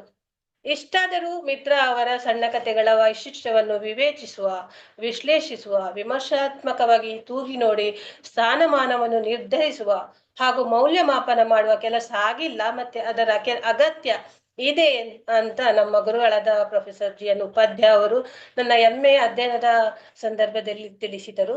ಮತ್ತೆ ಅವರೇ ಸೂಚಿಸಿದ್ರು ಅವರ ಕಥೆಗಳ ಕುರಿತು, ಕಥನ ಸಾಹಿತ್ಯದ ಕುರಿತು ಒಂದು ಅಧ್ಯಯನ ಆಗ್ಬೇಕು ಅಂತ ಅವರು ನನ್ಗೆ ಮನದಟ್ಟು ಮಾಡಿಸಿದ್ರು. ಆ ದೃಷ್ಟಿಯಿಂದ ಅವರ ಸಮಗ್ರ ಕಥೆಗಳ ದಾಖಲೀಕರಣ ಆಗಲೇಬೇಕೆಂಬ ದೃಷ್ಟಿಯಿಂದ ಅವರ ಅನನ್ಯತೆಯನ್ನು ಸಂಕ್ಷಿಪ್ತವಾಗಿ ವಿವೇಚಿಸುವ ನಿಟ್ಟಿನಲ್ಲಿ ನಮ್ಮ ಸರ್ ಅವರ ಸೂಚನೆ ಮೇರೆಗೆ ನಾನು ಈ ಕಥನ ಸಾಹಿತ್ಯದ ಕುರಿತು ಅಧ್ಯಯನವನ್ನು ಕೈಗೊಂಡಿದ್ದೆ. ಮಿತ್ರ ಅವರ ಬಗ್ಗೆ ಹೇಳುವುದಾದರೆ, ಅವರು 70ರ ದಶಕದಲ್ಲಿ ಬರೆಯಲು ತೊಡಗಿಕೊಂಡವರು. ತಮ್ಮ ವಿಭಿನ್ನ ಕಥನ ಶೈಲಿ, ಕಥೆಗಳಲ್ಲಿ ತರುವ ಅವರ ಆಡು ಭಾಷೆಯ ಸೊಗಡು ಮತ್ತೆ ಪ್ರಯೋಗಶೀಲತೆ, ಕತೆ ನೇಯುವಂತ ವಿಶಿಷ್ಟ ಕಲೆಗಾರಿಕೆಯಿಂದಾಗಿ ಮಿತ್ರ ಅವರು ಬಹುಬೇಗ ಸಾಹಿತ್ಯ ಪ್ರಿಯರ ಗಮನ ಸೆಳೆದವರು. ವಸ್ತು ವಿಷಯಗಳ ವೈವಿಧ್ಯತೆಯಿಂದ ಮಿತ್ರ ಅವರ ಕಥೆಗಳು ವಿಶಿಷ್ಟತೆಯನ್ನು ಮೆರೆಯುತ್ತವೆ. ತನ್ನ ಹುಟ್ಟೂರಿನ ಕಂಪನ್ನು, ಅಲ್ಲಿನ ಅನುಭವಗಳ ಸೊಂಪನ್ನು ತಮ್ಮ ಕಥೆಗಳಲ್ಲಿ ಮತ್ತು ಕಾದಂಬರಿಗಳಲ್ಲಿ ತಂದಿದ್ದಾರೆ. ಮದುವೆಯಾಗಿ ಮುಂಬೈಗೆ ಬಂದ ಬಳಿಕ ಮಹಾನಗರದ ಜನಜೀವನವನ್ನು ಸೂಕ್ಷ್ಮವಾಗಿ ಅವಲೋಕಿಸುತ್ತಾ ಮನುಷ್ಯ ಮಾನಸದ ವಿಸ್ಮಯವನ್ನು ಕಲಾತ್ಮಕವಾಗಿ ದಾಖಲಿಸುತ್ತಾ ಓದುಗರನ್ನು ಸೆರೆ ಹಿಡಿದವರು ಅವರು. ಅವರ ಕಥೆಗಳು ಸಮಾಜದ, ಅದರಲ್ಲೂ ಮುಖ್ಯವಾಗಿ ಮಹಿಳೆಯರ ಜೀವನದ ಸಂಘರ್ಷ, ಸಮಸ್ಯೆಗಳು, ಅವರ ಮಾನಸಿಕ ತುಮುಲಗಳು, ಸ್ತ್ರೀ ಪುರುಷರ ಸಾಮಾಜಿಕ ಕೌಟುಂಬಿಕ ಬದುಕು ಬವಣೆ, ನಲಿವು, ಒಲವು ಇತ್ಯಾದಿಗಳನ್ನು ಬಹು ಸೊಗಸಾಗಿ ನಿರೂಪಿಸುತ್ತವೆ. ಯಾವುದೇ ಸೀಮಿತ ವಸ್ತು ವಿಷಯಗಳಿಗೆ ಜೋತು ಬೀಳದೆ, ತಮ್ಮ ವಿಚಾರಧಾರೆಯನ್ನು ಓದುಗರ ಮೇಲೆ ಹೇರದೆ ನಿರ್ಲಿಪ್ತತೆಯಿಂದ ಕಥೆಯನ್ನು ಬೆಳೆಸುವುದು ಅವರ ಕಥನದ ಅತಿಶಯತೆ. ಹಾಗಾಗಿಯೇ ಮಿತ್ರ ಅವರು ಸಂಯಮದ ಕಥೆಗಾರರು ಅಂತ ವಿಮರ್ಶಕರಿಂದ ಹೊಗಳಿಸಿಕೊಂಡಿದ್ದಾರೆ. ಮಿತ್ರ ಅವರ ಕಥೆಗಳನ್ನು ಸ್ಥೂಲವಾಗಿ ಗ್ರಾಮೀಣ ಹಿನ್ನೆಲೆ ಕಥೆಗಳು ಮತ್ತು ನಗರ ಸಂವೇದನೆ ಕಥೆಗಳು ಅಂತ ವಿಂಗಡಿಸಬಹುದು ನಾವು. ಆರಂಭದ ಅವರ ಬಹುತೇಕ ಕಥೆಗಳು ಗ್ರಾಮೀಣ ಬದುಕನ್ನು ಬಿಂಬಿಸುವಂತವು. ಅವರು ಕುಂದಾಪುರದಲ್ಲಿ ಹುಟ್ಟಿ ಬೆಳೆದವರಾದ್ದರಿಂದ ಅಲ್ಲಿಯ ಕುಂದಗನ್ನಡದ ಭಾಷೆ ಕಥೆಗಳಲ್ಲಿ ಹಾಸುಹೊಕ್ಕಾಗಿದೆ ಅಂತಲೇ ಹೇಳ್ಬೋದು. ಅವರು ಸ್ತ್ರೀ ಬದುಕಿಗೆ ಪ್ರಾಧಾನ್ಯತೆಯನ್ನು ಕೊಡುತ್ತಾರೆ. ಸ್ತ್ರೀ ಪಾತ್ರಗಳನ್ನು ಬಹಳ ಅಸ್ಥೆಯಿಂದ ಚಿತ್ರಿಸುತ್ತಾರೆ. ಅವರ ಕಥೆಗಳಲ್ಲಿ ಬರುವ ಸ್ತ್ರೀಯರು ಜೀವನದ ಸಂಕಷ್ಟಗಳನ್ನು ದಿಟ್ಟತನದಿಂದ ಎದುರಿಸಿ ಬಾಳಿದವರು. ನಾಗಮ್ಮನ ಮನೆಯ ಸಣ್ಣ ಗೇಟು ಕಥೆಯ ನಾಗಮ್ಮ ಆಗಿರ್ಬೋದು, ಅಥವಾ ಅಂತೆ ಆಗಿರ್ಬೋದು, ಪಾಚಿ ಕಟ್ಟಿದ ಕಾದಂಬರಿ ಕಮಲಿ ಪಾರು ಆಗಿರ್ಬೋದು, ರೈಲು ಪಟ್ಟಿಗೆರೆಯ ಲಲಿತಾಂಬೆ, ಇವರೆಲ್ಲರೂ ಚಾತಿಯಿಂದ ತಮ್ಮ ಬದುಕನ್ನು ನೇರ್ಪುಗೊಳಿಸಿಕೊಂಡವರು. ಆದರೆ ಮಿತ್ರ ಕಥೆಗಳಲ್ಲಿ ಸ್ತ್ರೀವಾದಿ ಧೋರಣೆ ಇಲ್ಲ. ಅವರು ಪುರುಷ ದ್ವೇಷಿ ಅಂತ ಅಲ್ವೇ ಅಲ್ಲ, ಆಯಾಮವೇ ಬಂದಿಲ್ಲ ಅವರ ಕಥೆಯಲ್ಲಾಗ್ಲಿ ಕಾದಂಬರಿಯಲ್ಲಾಗ್ಲಿ. ಅವರ ಮಹಿಳೆಯರ ಜೀವನ ಚಿತ್ರಿಸುತ್ತಲೇ ಅವರ ದಿಟ್ಟ ಬದುಕನ್ನು ಕಾಣಿಸ್ತಾರೆ ಬಿಟ್ರೆ ಪುರುಷ ದ್ವೇಷವನ್ನು ಅವರ ಕಥೆಗಳು ಅಥವಾ ಕಾದಂಬರಿಯಲ್ಲಿ ಬಿಂಬಿಸುವುದಿಲ್ಲ. ಮಿತ್ರ ಅವರ ಕಥೆಗಳ ಅನನ್ಯತೆಗೆ ಬಹಳಷ್ಟು ನಾವು ಉದಾಹರಣೆಗಳನ್ನು ಕೊಡ್ತಾ ಹೋಗಬಹುದು. ದಿಲ್ಲಿಯ ಪ್ರತಿಷ್ಠಿತ ಕಥಾ ಪ್ರಶಸ್ತಿಯನ್ನು ಪಡೆದ ಅವರ ಒಂದು ಹೊಸಗೆ ಒಯ್ಯುವುದಿತ್ತು ಎಂಬ ಕಥೆಯಲ್ಲಿ ಬಹಳ ನಾಜೂಕಾದ ಹೆಣ್ಣು ಗಂಡಿನ ಒಂದು ಸಂಬಂಧವನ್ನು ಎಲ್ಲೂ ಅತಿರೇಕವೆನಿಸಿದ ಮುಜಗರವಾಗದ ರೀತಿಯಲ್ಲಿ ಚಿತ್ರಿಸಿ ಓದುಗರ ಅಂತರಂಗವನ್ನು ತಟ್ಟುವಂತೆ ಮಾಡಿದ್ದಾರೆ. ಅದೇ ರೀತಿ ಹೂವಿನ ಪೂಜೆ, ನಾಗಮ್ಮನ ಮನೆ ಸಣ್ಣ ಗೇಟು, ಹಾಡೊಂದರ ಗುಂಗು, ಎರಡನೇ ಅಂಕ ಇತ್ಯಾದಿ ಕಥೆಗಳಲ್ಲಿ ಮನದ ತಲ್ಲಣ ತುಮುಲಾದಿಗಳನ್ನು, ಸಂಬಂಧಗಳ ಸಂಕೀರ್ಣತೆಯನ್ನು, ಮನುಷ್ಯನ ಅನೂಹ್ಯ ನಡವಳಿಕೆಯನ್ನು ಅತ್ಯಂತ ಜಾಗರೂಕತೆಯಿಂದ ಬಹಳ ಕಾಳಜಿಯಿಂದ ಚಿತ್ರಿಸಿದ್ದಾರೆ. ಅವರ ಕಥೆಗಳನ್ನು ನಾವು ಗಮನಿಸಿದರೆ ಬಿಗಿ ನಿರೂಪಣೆ ಇರ್ತದೆ. ಒಂದು ರೀತಿಯ ಕಾವ್ಯಾತ್ಮಕ ಲಯವೂ ಅವರ ಅಂದ್ರೆ ಕಥನ ಸಾಹಿತ್ಯದಲ್ಲಿ ನಾವು ಕಾಣಬಹುದು. ನನ್ನ ಅಧ್ಯಯನದಲ್ಲಿ ಅವರ ಕಥೆಗಳನ್ನು ಗ್ರಾಮೀಣ ಬದುಕಿನ ಬಿಂಬ ಮತ್ತು ನಗರವೇ ಭೂಮಿಕೆಯಾಗಿ ಅರಳಿದ ಕಥೆಗಳು ಮತ್ತೆ ಮಿತ್ರ ಮಿನಿ ಕಥಾಗುಚ್ಛ ಎಂದು ವಿಂಗಡಿಸಿ ಅವುಗಳ ಸಂಕ್ಷಿಪ್ತ ಪರಿಚಯದೊಂದಿಗೆ ಪ್ರತಿ ಕಥೆಯ ವಿಶ್ಲೇಷಣೆಯನ್ನು ಮಾಡಿದ್ದೇನೆ. ಅಧ್ಯಯನ ನಡೆಸುವ ಹೊತ್ತಿಗೆ ಪ್ರಕಟವಾಗಿದ್ದ ಅವರ ಒಂದು ಕಾದಂಬರಿ ಪಾಚಿ ಕಟ್ಟಿದ ಪಾಗಾರ, ಅದಕ್ಕೂ ಕೂಡ ಒಂದು ಅಧ್ಯಾಯ, ಅದರ ಸಮೀಕ್ಷೆಗೆ ಒಂದು ಅಧ್ಯಾಯ ಮೀಸಲಾಗಿಟ್ಟಿದ್ದೇನೆ. ಅಲ್ಲಿ ಬರುವ ಪ್ರಮುಖ ಪಾತ್ರಗಳು, ಅವುಗಳ ಗುಣ ಸ್ವಭಾವಗಳು, ಕಾದಂಬರಿಕಾರರು 3 ತಲೆಮಾರುಗಳ ಕಥೆಯನ್ನು ಬೆಳೆಸಿಕೊಂಡು ಹೋದ ರೀತಿಯನ್ನು, ದೇಶ ಕಾಲಗಳ ಬೆಳಗು, ಪಾತ್ರ ಪ್ರಪಂಚದ ಸೊಬಗು, ಭಾಷಾ ಸೊಗಡು ಎಂಬ ಉಪ ಅಧ್ಯಾಯಗಳಲ್ಲಿ ವಿವರಿಸಿ ವಿಶ್ಲೇಷಿಸಿದ್ದೇನೆ. ಇನ್ನು ಸಣ್ಣ ಕಥೆಗಳ ಬಗ್ಗೆ, ಮಹಿಳಾ ಕಥೆಗಾರರ ಬಗ್ಗೆ ಪುಟ್ಟ ಅಧ್ಯಾಯಗಳಲ್ಲಿ ಹೇಳಿದ್ದೇನೆ. ಮಿತ್ರ ಅವರೊಂದಿಗೆ ನಡೆಸಿದ ಸಂವಾದ, ಅವರ ಬದುಕು ಬರಹ, ಅವರ ಕಥನ ಸಾಹಿತ್ಯದ ಅನನ್ಯತೆ, ಜೀವನ ವಿವರ, ಓದುಗರ ವಿಮರ್ಶಕರ ಅಭಿಪ್ರಾಯಗಳು ಬೇರೆ ಬೇರೆ ಅಧ್ಯಾಯಗಳಲ್ಲಿ ಬಂದಿವೆ. ಕೃತಿಗೆ ಡಾಕ್ಟರ್ ಮಮತಾ ರಾವ್ ಅವರು ಮುನ್ನುಡಿ ಬರೆದಿದ್ದಾರೆ. ಮತ್ತೆ ಖ್ಯಾತ ಸಾಹಿತಿಗಳಾದ ಜಯಂತ ಕಾಯ್ಕಿನಿ ಅವರ ನುಡಿಶಿಯೂ ಸಿಕ್ಕಿದೆ. ಮಿತ್ರ ಅವರ ಕಥನ ಸಾಹಿತ್ಯದ ಬಗ್ಗೆ ನಡೆಸಿದ ಅಧ್ಯಯನವನ್ನು ವಿಭಾಗಕ್ಕೆ ಸಲ್ಲಿಸಿ ಕೃತಿ ಪ್ರಕಟಣೆಯಾದ ನಂತರ ಅವರ 1-2 ಕೃತಿಗಳು ಬಂದಿವೆ. ಒಂದು ನನ್ನಕ್ಕ ನಿಲೂಫರ್ ಎಂಬ ಕಥಾ ಸಂಕಲನ. ಅದರಲ್ಲಿ ಬರುವ ಅಷ್ಟೂ ಕಥೆಗಳು ಮತ್ತು ಮಿನಿ ಕಥೆಗಳು ಮೊದಲೇ ವಿವಿಧ ಪತ್ರಿಕೆಗಳಲ್ಲಿ ಪ್ರಕಟವಾಗಿದ್ದರಿಂದ ಮತ್ತೆ ನಾನು ಅವನ್ನೆಲ್ಲ ಸಂಗ್ರಹಿಸಿದ್ದರಿಂದ ಅವೆಲ್ಲ ನನ್ನ ಅಧ್ಯಯನದ ವ್ಯಾಪ್ತಿಯಲ್ಲಿ ಬಂದಿವೆ. ಮತ್ತೊಂದು, ಅವರು ಒಂದು ಪುರಾತನ ನೆಲದಲ್ಲಿ ಎಂಬ ಹೆಸರಿನಲ್ಲಿ ಕಳೆದ ವರ್ಷ ಅಮಿತಾಬ್ ಘೋಷ್ ಅವರ ಇನ್ ಆನ್ ಆಂಟಿಕ್ ಲ್ಯಾಂಡ್ ಎಂಬ ಕೃತಿಯನ್ನು ಕನ್ನಡಕ್ಕೆ ಅನುವಾದಿಸಿದ್ದಾರೆ. ಅದರ ಕುರಿತು ನನ್ನ ಕೃತಿಯಲ್ಲಿ ದಾಖಲಾತಿ ಇಲ್ಲ. MA ಅಧ್ಯಯನದ ಅಂಗವಾಗಿ ಈ ಸಂಪ್ರಬಂಧದ ರಚನೆ ಕಡ್ಡಾಯವೆಂದು ಮಾಡಿದರೂ ನನಗೆ ಅದರಿಂದ ಬಹಳಷ್ಟು ಉಪಯೋಗವಾಯಿತು. ಮೊದಲಿಗೆ ಅಧೀರತೆ ಕಾಡಿತ್ತು. ಒಂದು ಕೃತಿ ಬರೆಯುವುದಂದ್ರೆ ಸಣ್ಣ ಲೇಖನಗಳನ್ನು ಬರೆಯುವುದು ಬೇರೆ, ಒಂದು ಕೃತಿ ಬರೆಯುವುದು ಬೇರೆ ಅಂತ. ಆದ್ರೆ ಸರ್ ಅವರ ಪ್ರೋತ್ಸಾಹ ಮತ್ತು ಮಾರ್ಗದರ್ಶನದಿಂದ ನನಗೆ ಇದು ಸ್ವಲ್ಪ ಸುಲಭ ಸಾಧ್ಯವಾಯ್ತು ಅಂತಲೇ ಹೇಳ್ಬೋದು. ಒಂದು ಕಥೆಯನ್ನು ಅಥವಾ ಒಂದು ಕೃತಿಯನ್ನು ಓದಿ ಹೇಗೆ ಅರ್ಥೈಸಿಕೊಳ್ಳಬಹುದು, ಅವುಗಳಿಂದ ಏನೇನು ಪಡೆದುಕೊಳ್ಳಬಹುದು, ನನಗೆ ಅರ್ಥವಾದದ್ದನ್ನು ಇತರರಿಗೆ ಹೇಗೆ ದಾಟಿಸಬಹುದು ಇತ್ಯಾದಿ ಸ್ವಲ್ಪ ತಕ್ಕ ಮಟ್ಟಿಗೆ ಕಲಿತ ಹಾಗೆ ಆಯಿತು. ನನ್ನ ಕೃತಿಯಲ್ಲಿ ಮಿತ್ರ ಅವರ ಸಾಹಿತ್ಯದ ಪಕ್ಷಿನೋಟವನ್ನು ನೀಡುವ ಪ್ರಯತ್ನವನ್ನು ಮಾಡಿದ್ದೇನೆ. ಓದುಗರಿಗೆ ಅಥವಾ ನಿಮ್ಗೆ ಈಗ ಪ್ರಾಜೆಕ್ಟ್ ಬರೆಯುವವರಿಗೆ ಏನಾದ್ರು ಲಾಭವಾಗಬಹುದು ಅಂತ ಆಶಯ ಉಂಟು. ನೀವೆಲ್ಲ ಈಗಾಗಲೇ ಅಧ್ಯಯನದಲ್ಲಿ ತೊಡಗಿಕೊಂಡು ನಿಮ್ಮ ಪ್ರಾಜೆಕ್ಟ್ ಬರವಣಿಗೆಯನ್ನು ಪ್ರಾರಂಭಿಸಿರ್ಬೋದು. ನಿಮಗೆಲ್ಲರಿಗೂ ಶುಭಾಶಯಗಳು. ಸರ್ ಅವರ ಮಾರ್ಗದರ್ಶನ ಇರುವುದರಿಂದ ನೀವೇನು ಭಯ ಪಡ್ಬೇಕಾಗಿಲ್ಲ, ಕಷ್ಟನೂ ಇಲ್ಲ. ಎಲ್ರಿಗೂ ಶುಭಾಶಯಗಳು. ಅವಕಾಶಕ್ಕಾಗಿ ಧನ್ಯವಾದಗಳು. ಏನಾದ್ರು ಕೇಳಲಿಕ್ಕಿದ್ರೆ ಕೇಳ್ತಾ. ಧನ್ಯವಾದಗಳು ಸವಿತಾ ಅರುಣ್. ಹಾ ಸರ್ ಹೇಳಿ. ಬಹಳ ಸೊಗಸಾಗಿ ಸವಿತಾ ಅರುಣ್ ಅವರು ತಮ್ಮ ವಿಷಯ ಮಂಡನೆಯನ್ನು ಮಾಡಿದ್ದಾರೆ. ಬಹಳ ಮಹತ್ವದ್ದು ಅಂತ ಹೇಳಿದ್ರೆ ನಮ್ಮ ನಡುವಿನ ಮಿತ್ರ ವೆಂಕಟರಾಜ್ ಅವರ ಜೊತೆಗಿನ ಒಂದು ಸಂದರ್ಶನ ಈ ಭಾಗದಲ್ಲಿದೆ, ಅತ್ಯಂತ ಮಹತ್ವದ್ದು. ಮಿತ್ರ ಅವರೊಂದಿಗೆ ಸಂವಾದ ಅಂತ ಸುಮಾರು 10-12 ಪುಟಗಳ ಸಂವಾದ, ಈವರೆಗೆ ಎಲ್ಲೂ ವ್ಯಕ್ತವಾಗದಂತಹ ಅನೇಕ ಹೊಸ ಸಂಗತಿಗಳನ್ನ ಮಿತ್ರ ಅವರು ಇಲ್ಲಿ ಕಟ್ಟಿಕೊಟ್ಟು, ಹಾಗಾಗಿ ಬಹಳ ಆಪ್ತವಾದಂತಹ ಒಂದು ಸಂವಾದ, ಹೊಸ ಸಂಗತಿಗಳನ್ನು ವಿಮರ್ಶಕರು ಈವರೆಗೆ ಅಷ್ಟಾಗಿ ಅದನ್ನ ದೊಡ್ಡ ಪ್ರಮಾಣದಲ್ಲಿ ಎತ್ತಿ ಹೇಳಿದ ಕೆಲವು ಸಂಗತಿಗಳನ್ನು ಸಹ ಇಲ್ಲಿ, ಅಥವಾ ಒಂದು ರೀತಿಯಲ್ಲಿ ನಿರ್ಲಕ್ಷ್ಯಕ್ಕೆ ಒಳಗಾಗಿರುವಂತಹ ಅವರ ಮಿನಿ ಕಥೆ ಗುಚ್ಛ ಏನಿದೆ ಅದ್ರ ಬಗ್ಗೆನೂ ಸವಿತಾ ಅವರು ಸಮಗ್ರವಾಗಿ, ಒಬ್ಬ ಲೇಖಕನನ್ನ ಸಮಗ್ರವಾಗಿ ಹೇಗೆ ಕಟ್ಟಿ ಕೊಡಬಹುದು ಎನ್ನುವುದಕ್ಕೆ ಇದು ಒಂದು ಕಿರುಕೃತಿ ಆಗಿದ್ರೂ ಸಂಕ್ಷಿಪ್ತವಾಗಿ ಅತ್ಯಂತ ಸಾರವತ್ತಾಗಿ ಹೇಳುವ ಪ್ರಯತ್ನದಲ್ಲಿ ಸವಿತಾ ಅವರು ಯಶಸ್ವಿಯಾಗಿದ್ದಾರೆ. ಅವರು ಚೆನ್ನಾಗಿ ಅದನ್ನ ಯಾವ ರೀತಿಯಲ್ಲಿ ಈ ಕೃತಿ ರಚನೆ ಆಯ್ತು ಅನ್ನೋದನ್ನ ಸಹ, ಮಿತ್ರ ಅವರ ಕೃತಿಯ ಏನು ಗಟ್ಟಿತನ ಏನು, ಅವರ ಸಾಹಿತ್ಯದ ಗಟ್ಟಿತನ ಎನ್ನುವುದನ್ನ ಅನಾವರಣ ಮಾಡುವ, ಲೋಕಮುಖಕ್ಕೆ ಪರಿಚಯಿಸುವುದರಲ್ಲಿ ಅವರು ಯಶಸ್ವಿಯಾಗಿದ್ದಾರೆ. ಹಾಗಾಗಿ ಒಂದು ಕೃತಿ ರಚನೆ ಅಂತ ಹೇಳಿದ್ರೆ ಕೆಲವು ಹಂತಗಳನ್ನ, ಒಂದು ಸಂಶೋಧನಾ ಕೃತಿ ಇದೆ, ಅದರಲ್ಲಿ ಸಂಶೋಧನೆ ಇರಬೇಕಾಗತ್ತೆ, ಬರೇ ವಿಮರ್ಶೆ ಅಲ್ಲ. ಸಮಗ್ರವಾಗಿ ಒಬ್ಬ ಲೇಖಕನನ್ನ ಒಂದು ಕರಿಯನ್ನು ಕನ್ನಡಿಯಲ್ಲಿ ತೋರಿಸಿದ ಹಾಗೆ ಈ ಒಂದು ಕೆಲಸವನ್ನ ಅತ್ಯಂತ ಯಶಸ್ವಿಯಾಗಿ ಸವಿತಾ ಅವರು ಮಾಡಿರೋದು ಈ ಕೃತಿಯ ಒಂದು ಹಿರಿಮೆ ಅಂತ ಹೇಳಿ ನಾವು ನೋಡ್ತೇವೆ. ಅಷ್ಟೇ ಅಲ್ಲ, ಜಯಂತ್ ಕಾಯ್ಕಿಣಿ ಅಂತ ನೋಡಿ ಯಾವ ರೀತಿಯಲ್ಲಿ ಹೊಸತನವನ್ನ ಒಂದು ಕೃತಿಯೊಳಗೆ ತರೋ, ಇದು ನನಗೆ ಬಹಳ ಇಷ್ಟ ಆಯ್ತು. ವೈದೇಹಿ ಅವರ ಅಭಿಪ್ರಾಯ ಇದೆ, ಜಯಂತ್ ಕಾಯ್ಕಿಣಿ ಅವರ ಅಭಿಪ್ರಾಯ ಇದೆ, ಉಮಾರಾವ್ ಅವರ ಅಭಿಪ್ರಾಯ ಇದೆ.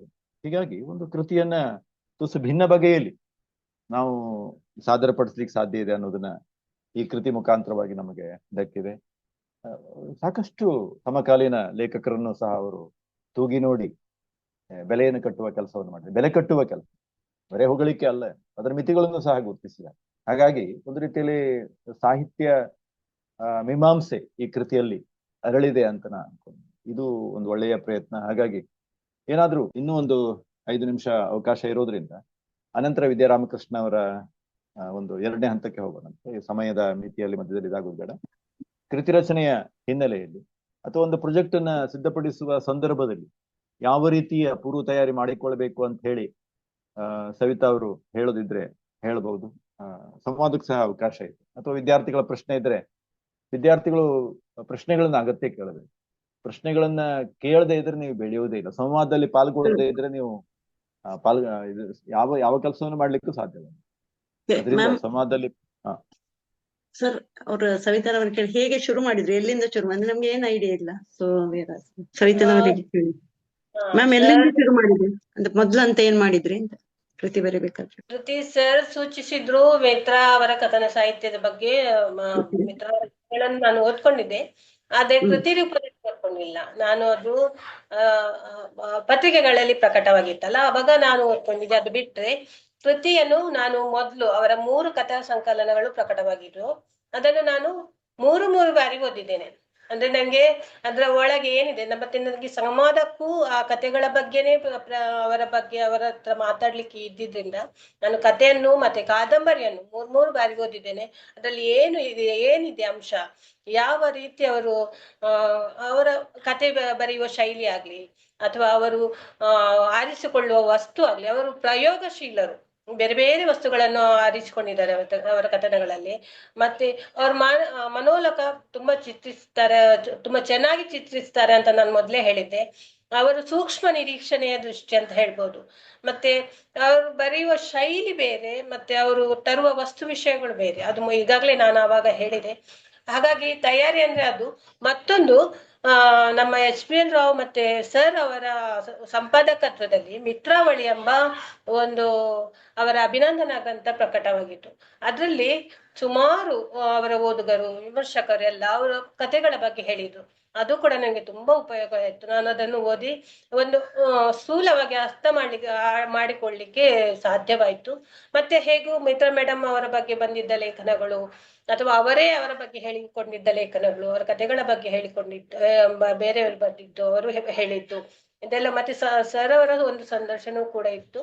ಮತ್ತೆ ನೇರವಾಗಿ ಮಿತ್ರ ಮೇಡಮ್ ಅವರೊಟ್ಟಿಗೆ ನಾನು ಮಾತುಕತೆಗೆ ಹೋದಾಗ ಅವರು ಮುಕ್ತ ಮನಸ್ಸಿನಿಂದ ಅವರ ಅಭಿಪ್ರಾಯಗಳನ್ನು, ಅವರ ಕಥನ ಸಾಹಿತ್ಯ ಅಂದ್ರೆ ಒಂದು ಪಯಣವನ್ನು ನಂಗೆ ತುಂಬಾ ಆಪ್ತವಾಗಿ ಹೇಳ್ಕೊಂಡು, ಹಾಗಾಗಿ ಎಲ್ಲ ಅವರಿಂದ ಪ್ರೀತಿಯಿಂದ ಆತ್ಮೀಯತೆಯಿಂದ ಮಾತಾಡ್ಲಿಕ್ಕೆ ಕೂಡ ಅವ್ರು ಮಾತಾಡಿದ್ರಿಂದ ನಂಗೆ ಮುಕ್ತವಾಗಿ ಅವರ ಹತ್ರ ಎಲ್ಲ ಪ್ರಶ್ನೆಗಳನ್ನು ಕೇಳಲಿಕ್ಕೂ ಸಾಧ್ಯವಾಯ್ತು. ಪಾಚಿ ಕಟ್ಟಿದ ಪಾಚಿ ಕಟ್ಟಿದ ಪಾಗಾರ ಕಾದಂಬರಿ ಕೂಡ ಹಾಗೆ. ಅದು ಬೃಹತ್ ಕಾದಂಬರಿ ಅಂತಲೇ ಹೇಳ್ಬೋದು. ಅದು 3 ತಲೆಮಾರುಗಳ ಕಾದಂಬರಿ. ಅಂದ್ರೆ ನಾವು ಹುಟ್ಟುವುದಕ್ಕಿಂತ ಮುಂಚೆನೆ ಅಲ್ಲಿನ ಕಥೆಗಳೆಲ್ಲ ಅವರೆಷ್ಟು ದೇಶ ಕಾಲಗಳನ್ನು ಚಿತ್ರಿಸಿದ್ದಾರೆ. ಅಂದ್ರೆ ಅವರಿಗೆ ಇಷ್ಟ ಅಂತೆ ಪ್ರತಿ ಒಂದು ಪಾತ್ರವನ್ನು ಚಿತ್ರಿಸ್ಲಿಕ್ಕೆ ಆಗ್ಲಿ ಅಥವಾ ದೇಶ ಯಾವ ಸಮಯವನ್ನು ಕೊಡುವುದಾಗ್ಲಿ ಅವ್ರಿಗೆ ಬಹಳ ಅದ್ರಲ್ಲಿ ಬಹಳ ಜಾಗರೂಕರಾಗಿ ಇರ್ತಾರೆ ಅವರು. ಹಾಗಾಗಿ ಅದೆಲ್ಲ ಕೊಟ್ಟಿದ್ದಾರೆ. ಒಂಥರ ಮಾಹಿತಿ ಪೂರ್ಣವೂ ಉಂಟು ಅದ್ರಲ್ಲಿ. ಕೆಲಾ ವಿಷಯಗಳೆಲ್ಲ ಆಗಿ ಹೋದದ್ದರ ದಾಖಲೆಯೂ ಉಂಟು. ಅಷ್ಟು ಅವರು ನಿಮ್ಗೆ ಕೇಳಿದ್ರೆ ಆಶ್ಚರ್ಯ ಆಗ್ಬೋದು. ಆ ಕಾದಂಬರಿಯನ್ನು ಬರೀಲಿಕ್ಕೆ ಅವರು 7 ವರ್ಷಗಳ ಕಾಲ ತಗೊಂಡಿದ್ರಂತೆ. ಹಾಗಾಗಿ ಅಷ್ಟು ಚೆನ್ನಾಗಿ ಬಂದಿದೆ ಆ ಕಾದಂಬರಿ ಕೂಡ. ಮತ್ತೆ ಬೇರೆ ಹೇಗೂ ಸರ್ ಮಾರ್ಗದರ್ಶನ ಇತ್ತು ಬರವಣಿಗೆ ಕುರಿತು ಸಣ್ಣ ಪುಟ್ಟ ಇದು. ಮತ್ತೆ ಅನನ್ಯತೆಯ ಬಗ್ಗೆ ಬರ್ದಿದ್ದೇನೆ. ಅಂದ್ರೆ ಬೇರೆ ಬೇರೆ ವಿಷಯಗಳಲ್ಲಿ ವಿಂಗಡಿಸಿ ಬರ್ತಿದ್ದೇನೆ. ಮತ್ತೆ ಅವರ ಸಮಕಾಲೀನರ ಹತ್ರ ಮಾತಾಡಿದ್ದೇನೆ ನಾನು. ವೈದೇಹಿಯವರ ಹತ್ರ ಮಾತಾಡಿದ್ದೇನೆ, ಜಯಂತ ಕಾಯ್ಕಿಣಿಯವರ ಹತ್ರ ಮಾತಾಡಿದ್ದೇನೆ, ಬೇರೆ ಬೇರೆಯವರ ಹತ್ರ ಅವರ ಬಗ್ಗೆ, ಅವರ ಸಾಹಿತ್ಯದ ಬಗ್ಗೆ, ಒಡನಾಡಿಗಳ ಹತ್ರ ಅವರ ಬಗ್ಗೆ ಅಭಿಪ್ರಾಯಗಳನ್ನು ತಿಳಿದುಕೊಂಡು. ಹಾಗಾಗಿ ನಂಗೆ ಸ್ವಲ್ಪ ಹಲೋ ಮುಂದುವರಿಸಿ. ಅದೇ ಮತ್ತೆ ಬರೀ ಅವರ ಸಾಹಿತ್ಯವನ್ನೇ ಓದ್ಕೊಂಡಿದ್ದಲ್ಲ, ಅದಕ್ಕೆ ಪೂರಕವಾಗಿ ಬಹಳಷ್ಟು ಪುಸ್ತಕಗಳನ್ನೆಲ್ಲ ಓದ್ಬೇಕು, ನಾವು ಅಧ್ಯಯನ ನಡೆಸಬೇಕು. ಈ ಕಥನ ಸಾಹಿತ್ಯದ ಹಿನ್ನೆಲೆಯಲ್ಲಿ ಕೆಲವೆಲ್ಲ ಪುಸ್ತಕಗಳು ಬಂದಿವೆ. GS Amura ಅವರದ್ದು ಕಥನ ಸಾಹಿತ್ಯ, ಅದರ ಬಗ್ಗೆ ಪುಸ್ತಕಗಳು, ಬೇರೆ ಬೇರೆ TP ಅಶೋಕ ವಿಮರ್ಶೆಯ ಪುಸ್ತಕಗಳು, ಬಹಳಷ್ಟು ನನಗೆ ಓದುವುದು. ಮತ್ತೆ ಅದರ ಹಿನ್ನೆಲೆಯಲ್ಲೂ ನಾನು ಬಹಳಷ್ಟು ಓದ್ಕೊಂಡಿದ್ದೇನೆ. Thank you. ಮುಂದಿನ ಆಮೇಲೆ ಸಂವಾದಕ್ಕೆ ಇದು ಮಾಡೋಣ. ಈಗ ವಿದ್ಯಾ ರಾಮಕೃಷ್ಣ ಅವರಿಗೆ ಅವಕಾಶ ಕೊಡಿ. ಪೂರ್ಣಿಮಾ ಮೇಡಮ್. ಸರಿ ಸರ್. ಸವಿತಾ ಅರುಣ್ ಅವರು ತಮ್ಮ ಒಂದು ಶೋಧ ಕೃತಿಯನ್ನ ರಚಿಸಿದ ರೀತಿ, ಅದನ್ನ ವಿಷಯಗಳನ್ನ ಹೇಗ್ ಸಂಗ್ರಹಿಸಿದ್ರು, ಅದಕ್ಕೆ ಪೂರ್ವ ತಯಾರಿಯನ್ನ ಯಾವ ರೀತಿ ಮಾಡಿಕೊಂಡ್ರು ಅನ್ನೋದನ್ನ ಬಹಳ ಸೊಗಸಾಗಿ ನಮ್ಮ ಎದುರು ತೆರೆದಿಟ್ಟಿದ್ದಾರೆ. ಅವರಿಗೆ ವಂದನೆಗಳು, ಅಭಿನಂದನೆಗಳನ್ನ ಸಲ್ಲಿಸ್ತಾ ನಾನು ವಿದ್ಯಾ ರಾಮಕೃಷ್ಣ ಅವರು ಶಿವರಾಮ ಕಾರಂತರ ಆ ಪ್ರಬಂಧಗಳ ಸೊಬಗನ್ನ ಬಹಳ ಸೊಗಸಾಗಿ ಕಟ್ಟಿಕೊಟ್ಟವರು. ಅವರ ಅನುಭವಗಳನ್ನ ನಮ್ಮ ಎದುರು ತೆರೆದಿಡ್ಬೇಕು ಅಂತ ನಾನು ಕೇಳಿಕೊಳ್ತಾ ಇದ್ದೇನೆ. ವಿದ್ಯಾ ಅವರೇ. ಧನ್ಯವಾದ ಮೇಡಮ್. ಎಲ್ರಿಗೂ ನಮಸ್ಕಾರ. ನಾನು 2 ಸಲ ಜಾಯಿನ್ ಆಗಿದ್ದೀನ, ಏನೋ ಪ್ರಾಬ್ಲಮ್ ಆಯ್ತು ನಂಗೆ. ಹೌದು, ಸರಿಯಾಗಿ ಇವಾಗ ಡ್ರಾಪ್ ಆಗಲ್ಲ, ಮತ್ತೆ ಪ್ರಾಬ್ಲಮ್ ಆಗ್ಬೋದು. ತೊಂದ್ರೆ ಏನಾಗ್ತಾ ಇಲ್ಲ, ಕೇಳಿಸ್ತಾ ಇದೆಯಲ್ಲ? ಕೇಳ್ತದೆ. ಈಗಾಗ್ಲೇ ಸರ್ ಅವ್ರು ಹೇಳ್ದಂಗೆ ಶಿವರಾಮ್ ಕಾರಂತರ ಪ್ರಬಂಧಗಳ ಒಂದು ಅಧ್ಯಯನ ಅನ್ನೋದು ನಂದು MA ಮೊದಲ ವರ್ಷದಲ್ಲಿ ನಾನು ಮಾಡಿದ ಶೋಧ ಸಂಪ್ರಬಂಧ. ಈ ಅಧ್ಯಯನದ ಉದ್ದೇಶ ಪ್ರಬಂಧಗಳ ಹೂರಣ ಮತ್ತೆ ಈ ಅಧ್ಯಯನದಲ್ಲಿ ನಾನು ಕಂಡುಕೊಂಡ ಕಾಣಿಕೆ, ಇವುಗಳನ್ನು ಕುರಿತು ಮಾತಾಡ್ಬೇಕು ಅಂತ ಸರ್ ಅವರು ಹೇಳಿದ್ರು. ಆ ಪ್ರಯತ್ನ ನಾನು ಮಾಡ್ತೀನಿ. ಮೊದಲಿಗೆ ಅಧ್ಯಯನದ ಉದ್ದೇಶ ಹೇಳಕ್ ಮುಂಚೆ ವಿಷಯದ ಆಯ್ಕೆ ಬಗ್ಗೆ 1-2 ಮಾತು. ಶಿವರಾಮ್ ಕಾರಂತರು ಅಂದ್ರೆ ನನಗೆ ಚಿಕ್ಕಂದಿನಿಂದಲೂ ಪ್ರೀತಿ ಅಭಿಮಾನ ಇತ್ತು. ಮಕ್ಕಳಿಗಾಗಿ ಅವರ ತರಂಗದಲ್ಲಿ ಬರೆಯುತ್ತಿದ್ದ ಬಾಲವನದಲ್ಲಿ ಕಾರಂತಜ್ಜ ಅನ್ನೋ ಅಂಕಣದ ಫ್ಯಾನ್ ಆಗಿದ್ದೆ ನಾನು. ಆಮೇಲೆ ಅವರ ಸಾಹಿತ್ಯನ ಅಲ್ಪ ಸ್ವಲ್ಪ ಓದ್ಕೊಂಡಿದ್ದೆ. MA ಪ್ರವೇಶ ಪರೀಕ್ಷೆಯಲ್ಲಿ ನಿನ್ನ ನೆಚ್ಚಿನ ಸಾಹಿತ್ಯ ಕುರಿತು ಬರೆಯಿರಿ ಅಂತ ಒಂದು ಪ್ರಶ್ನೆ ಇತ್ತು. ಆಗ ನಾನು ಕಾರಂತರ ಬಗ್ಗೆನೇ ಬರೆದಿದ್ದೆ. ಬಹುಶಃ ಅದಕ್ಕಾಗಿ ಉಪಾಧ್ಯಾಯ ಸರ್ ನನಗೆ ಈ ವಿಷಯವನ್ನ ಸೂಚಿಸಿದ್ರು ಅನ್ನೋದು ನನ್ನ ಊಹೆ. ಕಾದಂಬರಿಕಾರರಾಗೆ ಹೆಚ್ಚು ಗುರುತಿಸಲ್ಪಡುವ ಕಾರಂತರ ಪ್ರಬಂಧಗಳು ಅಷ್ಟು ಜನಪ್ರಿಯ ಆಗಿಲ್ಲ. ಯಾರೂ ಅವುಗಳ ಕುರಿತು ಈವರೆಗೆ ವಿಸ್ತೃತವಾಗಿ ಬರೆದಿಲ್ಲ. ಆಸಕ್ತಿ ಇದ್ರೆ ಈ ವಿಷಯದಲ್ಲಿ ಅಧ್ಯಯನ ಮಾಡಬಹುದು ಅಂತ ಸರ್ ನನಗೆ ಸಲಹೆ ಕೊಟ್ರು. ಆಗ ಅವರು 1-2 ಪ್ರಬಂಧ ಸಂಕಲನಗಳನ್ನ ನಾನು ಓದಿ ನೋಡಿದೆ. ನನಗೆ ಅವು ಬಹಳ ಹಿಡಿಸಿದವು. ಮತ್ತೆ ಇಂದಿಗೂ ಪ್ರಸ್ತುತ ಎನಿಸುವ ಹಲವು ವಿಚಾರಗಳು ಅವುಗಳಲ್ಲಿ ಇರುವುದು ನನಗೆ ಕಂಡಿತು. ಹೀಗಾಗಿ ವೈಚಾರಿಕ ಚಿಂತನೆಗಳ ಆಗರವೇ ಆಗಿರುವ ಅವರ ಪ್ರಬಂಧಗಳನ್ನ ಅಧ್ಯಯನ ಮಾಡಿ ಅವುಗಳನ್ನ ಮತ್ತೆ ಅವುಗಳ ಮೂಲಕ ಕಾರಂತರ ಚಿಂತನೆ ಮತ್ತೆ ಜಿಜ್ಞಾಸೆಗಳನ್ನ ಹೆಚ್ಚು ಓದುಗರಿಗೆ ಪರಿಚಯ ಮಾಡಿಕೊಡುವುದೇ ಈ ಅಧ್ಯಯನದ ಉದ್ದೇಶ. ಜೊತೆಗೆ ಅವರ ಸಮಕಾಲೀನರಾದ ಪುತಿನ ಅವರ ಗದ್ಯ ಬರಹಗಳ ಜೊತೆ ತುಲನೆ ಮಾಡುವ ಸಣ್ಣ ಪ್ರಯತ್ನವನ್ನು ನಾನು ಇಲ್ಲಿ ಮಾಡಿದ್ದೀನಿ. ಇನ್ನು ಕಾರಂತರ ಪ್ರಬಂಧಗಳ ಹೂರಣ ಏನು ಅಂತ ನೋಡೋದಾದ್ರೆ, ಆಡು ಮುಟ್ಟದ ಸೊಪ್ಪಿಲ್ಲ ಅನ್ನುವಂತೆ ಕಾರಂತರು ಬರೆಯದ ಸಾಹಿತ್ಯ ಪ್ರಕಾರವಿಲ್ಲ, ಅವರು ಕಾಲಿಡದ ಕ್ಷೇತ್ರವಿಲ್ಲ. ಆದರೆ ಎಲ್ಲಕ್ಕಿಂತ ಮುಖ್ಯವಾಗಿ ಅವರೊಬ್ಬ ದೂರದೃಷ್ಟಿಯುಳ್ಳ ಶ್ರೇಷ್ಠ ವೈಚಾರಿಕರು, ಸಂವೇದನಾಶೀಲ ಚಿಂತಕರೂ ಹೌದು. ಅವರ ಮಾನವೀಯ ಪ್ರಜ್ಞೆ, ಪ್ರಗತಿಶೀಲ ಚಿಂತನೆ, ವೈಜ್ಞಾನಿಕ ದೃಷ್ಟಿಕೋನ ಇವುಗಳ ಎಳೆಗಳನ್ನ ಅವರ ಇತರ ಸಾಹಿತ್ಯಗಳಲ್ಲೂ ನಾವು ಖಂಡಿತ ಗುರುತಿಸಬಹುದು ಪರೋಕ್ಷವಾಗಿ. ಆದರೆ ಅವರ ಪ್ರಬಂಧಗಳಲ್ಲಿ ಈ ಎಲ್ಲ ವಿಚಾರಧಾರೆ ಪ್ರತ್ಯಕ್ಷವಾಗಿ ಪ್ರಖರವಾಗಿ ಕಾಣುತ್ತೆ. ಹಾಗಂತ ಮಾತ್ರಕ್ಕೆ ಅವರ ವಿಚಾರಧಾರೆನ ಪೂರ್ಣವಾಗಿ ಒಪ್ಪಲೇಬೇಕು ಅಂತನೂ ನಮ್ಗೆ ಅನ್ಸೋದಿಲ್ಲ. ಹಾಗೆ ಒಪ್ಪದೇ ಹೋದ್ರೂ ಓದುಗರನ್ನ ಕ್ರಿಯಾಶೀಲ ಚಿಂತನೆಗೆ ಪ್ರೇರೇಪಿಸುವ ಶಕ್ತಿ ಮಾತ್ರ ಖಂಡಿತ ಕಾರಂತರ ಪ್ರಬಂಧಗಳಲ್ಲಿ ಇವೆ. ಚೈತನ್ಯಶೀಲ ಬರಹಗಳ ಗಣಿ ಅವರ ಪ್ರಬಂಧ. ಅವುಗಳಲ್ಲಿ ವಿಡಂಬನೆ ಇದೆ, ಸಮಾಜ ಸುಧಾರಣೆಯ ಆಶಯ ಇದೆ, ಬದುಕಿನ ಕುರಿತ ಜಿಜ್ಞಾಸೆ ಇದೆ, ಮನಃಶಾಸ್ತ್ರಜ್ಞನ ನೋಟವಿದೆ. ಇವೇ ಮುಖ್ಯವಾದ 4 ಭಾಗಗಳಲ್ಲಿ ವಿಂಗಡಿಸ್ಕೊಂಡು ನಾನು ಅವ್ರ ಪ್ರಬಂಧಗಳನ್ನ ವಿಶ್ಲೇಷಣೆ ಮಾಡಿದೆ. ವಿಚಾರ, ವಿಡಂಬನೆ ಎರಡನ್ನ ಜೊತೆಯಾಗಿ ತಗೊಂಡು ಹೋಗೋದು ಕಾರಂತರ ಲೇಖನಗಳ ವೈಶಿಷ್ಟ್ಯ. ಭೂಮಿ ಮೇಲಿರುವ ಎಲ್ಲ ಜೀವಿಗಳ ಮೇಲೆ, ಪ್ರಕೃತಿ, ಪರಿಸರದ ಮೇಲೆ ಕಾರಂತರಿಗೆ ಅಪಾರವಾದ ಕಾಳಜಿ. ಅವರದ್ದು ವಿಶ್ವಮಾನವ ಪ್ರಜ್ಞೆ. ಎಲ್ಲವನ್ನೂ ಸಮಭಾವದಿಂದ ಕಾಣೋದು ಅವರ ಗುಣ. ಹಾಗಾಗಿ ಮಾನವ ಸಮಾಜದಲ್ಲಿ ಇರುವ ಎಲ್ಲ ಬಗೆಯ ಅಸಮಾನತೆಗಳನ್ನ, ಅಂದ್ರೆ ಜಾತಿ ಭೇದ ಇರ್ಬೋದು, ಬಡವ ಬಲ್ಲಿದ ಇರ್ಬೋದು, ಹೆಣ್ಣು ಗಂಡು, ಬಿಳಿ ಕಪ್ಪು, ಬಲಶಾಲಿ ಬಲಹೀನ, ಈ ಎಲ್ಲ ರೀತಿಯ ಮೇಲು ಕೀಳು ಮನೋಭಾವಗಳನ್ನ ಅವರು ಖಂಡಿಸ್ತಾ ಇದ್ರು. ಮಾನವೀಯತೆಯಿಂದ ಅವುಗಳನ್ನ ಸರಿ ತಪ್ಪುಗಳನ್ನ ವಿವೇಚಿಸಿ ನೋಡ್ತಾ ಇದ್ರು, ವೈಜ್ಞಾನಿಕವಾಗಿ ಯೋಚಿಸ್ತಾ ಇದ್ರು. ಇಂತಹ ಅಸಮಾನತೆಗಳನ್ನ ನಿವಾರಣೆ ಮಾಡಿ ಬದುಕನ್ನ ಸುಂದರಗೊಳಿಸುವುದು ಹೇಗೆ ಅಂತ ಚಿಂತಿಸಿ ಅದಕ್ಕೆ ತಮ್ಮದೇ ಆದ ಪರಿಹಾರವನ್ನು ಅವರು ಕಂಡುಕೊಂಡು ಅದನ್ನ ಕಾರ್ಯರೂಪ ತರುವ ಪ್ರಯತ್ನನೂ ಮಾಡ್ತಾ ಇದ್ರು. ಮೇಲು ಕೀಳು ಎಂಬ ಮನೋಭಾವದ ಸೃಷ್ಟಿಗೆ ಕಾರಣ ಆಗುತ್ತೆ ಅಂತ ಅವ್ರಿಗೆ ಅನ್ಸಿರುವ ಸಮಾಜದ ಓರೆಕೋರೆಗಳನ್ನ, ಅಂದ್ರೆ ನಮ್ಮ ಕೆಲವು ಆಚಾರ ವಿಚಾರಗಳನ್ನ, ಮೂಢನಂಬಿಕೆ, ದೇವರ ಹೆಸರಲ್ಲಿ, ಸ್ವರ್ಗ ನರಕದ ಹೆಸರಲ್ಲಿ ಮನುಷ್ಯರನ್ನು ಹೆದರಿಸಿ ಶೋಷಿಸುವ ಸ್ವಾರ್ಥ, ಇಂಥದನ್ನೆಲ್ಲ ಅವರು ತುಂಬಾ ದೂಷಿಸ್ತಾ ಇದ್ರು. ಈ ಎಲ್ಲ ವಿಚಾರಗಳೇ ಅವರ ಪ್ರಬಂಧಗಳಲ್ಲಿ ಹಾಸ್ಯ, ವ್ಯಂಗ್ಯ, ವಿಡಂಬನೆ, ಜಿಜ್ಞಾಸೆ ಬೇರೆ ಬೇರೆ ರೀತಿಗಳಲ್ಲಿ ಹೊರಬಂದಿವೆ. ಹಾಗಾಗಿ ಕಾರಂತರ ಪ್ರಬಂಧಗಳಲ್ಲಿ ಏನಿದೆ ಅಂದ್ರೆ ಮುಖ್ಯ ವಿಚಾರ ಇಷ್ಟು. ಇನ್ನು ಈ ವಿಚಾರಗಳನ್ನ ಮಂಡಿಸಲು ಅವರು ಎಂಥ ವಿಷಯಗಳನ್ನ ಆಯ್ಕೆ ಮಾಡ್ಕೊಂಡ್ರು ಅಂತ ಕೇಳಿದ್ರೆ, ಬ್ರಹ್ಮಾಂಡ, ಇತಿಹಾಸ, ಭೂಗೋಳ, ಖಗೋಳ, ಧರ್ಮ, ರಾಜಕೀಯ, ಚುನಾವಣೆ, ಹೆಣ್ಣು ಗಂಡು, ಈ ರೀತಿ ಎಲ್ಲ ಅವರ ಪ್ರಬಂಧಗಳು, ಇದೆಲ್ಲ ವಿಷಯಗಳು. ಆಮೇಲೆ ಏಳುವುದು, ಸ್ನಾನ, ಮದುವೆ ಆಮಂತ್ರಣ, ಉಪನ್ಯಾಸ, ಹೀಗೆ ಬಹಳ ಸಾಮಾನ್ಯ ಅನ್ಸುವ ವಿಷಯಗಳು. ಕಾಗೆ, ಗೂಬೆ, ಕತ್ತೆ, ಹಂದಿ, ನವಿಲು, ಕೋಳಿ, ಕಪ್ಪೆ, ಹೀಗೆ ಪ್ರಾಣಿ ಪಕ್ಷಿಗಳ ವಿಷಯಗಳು.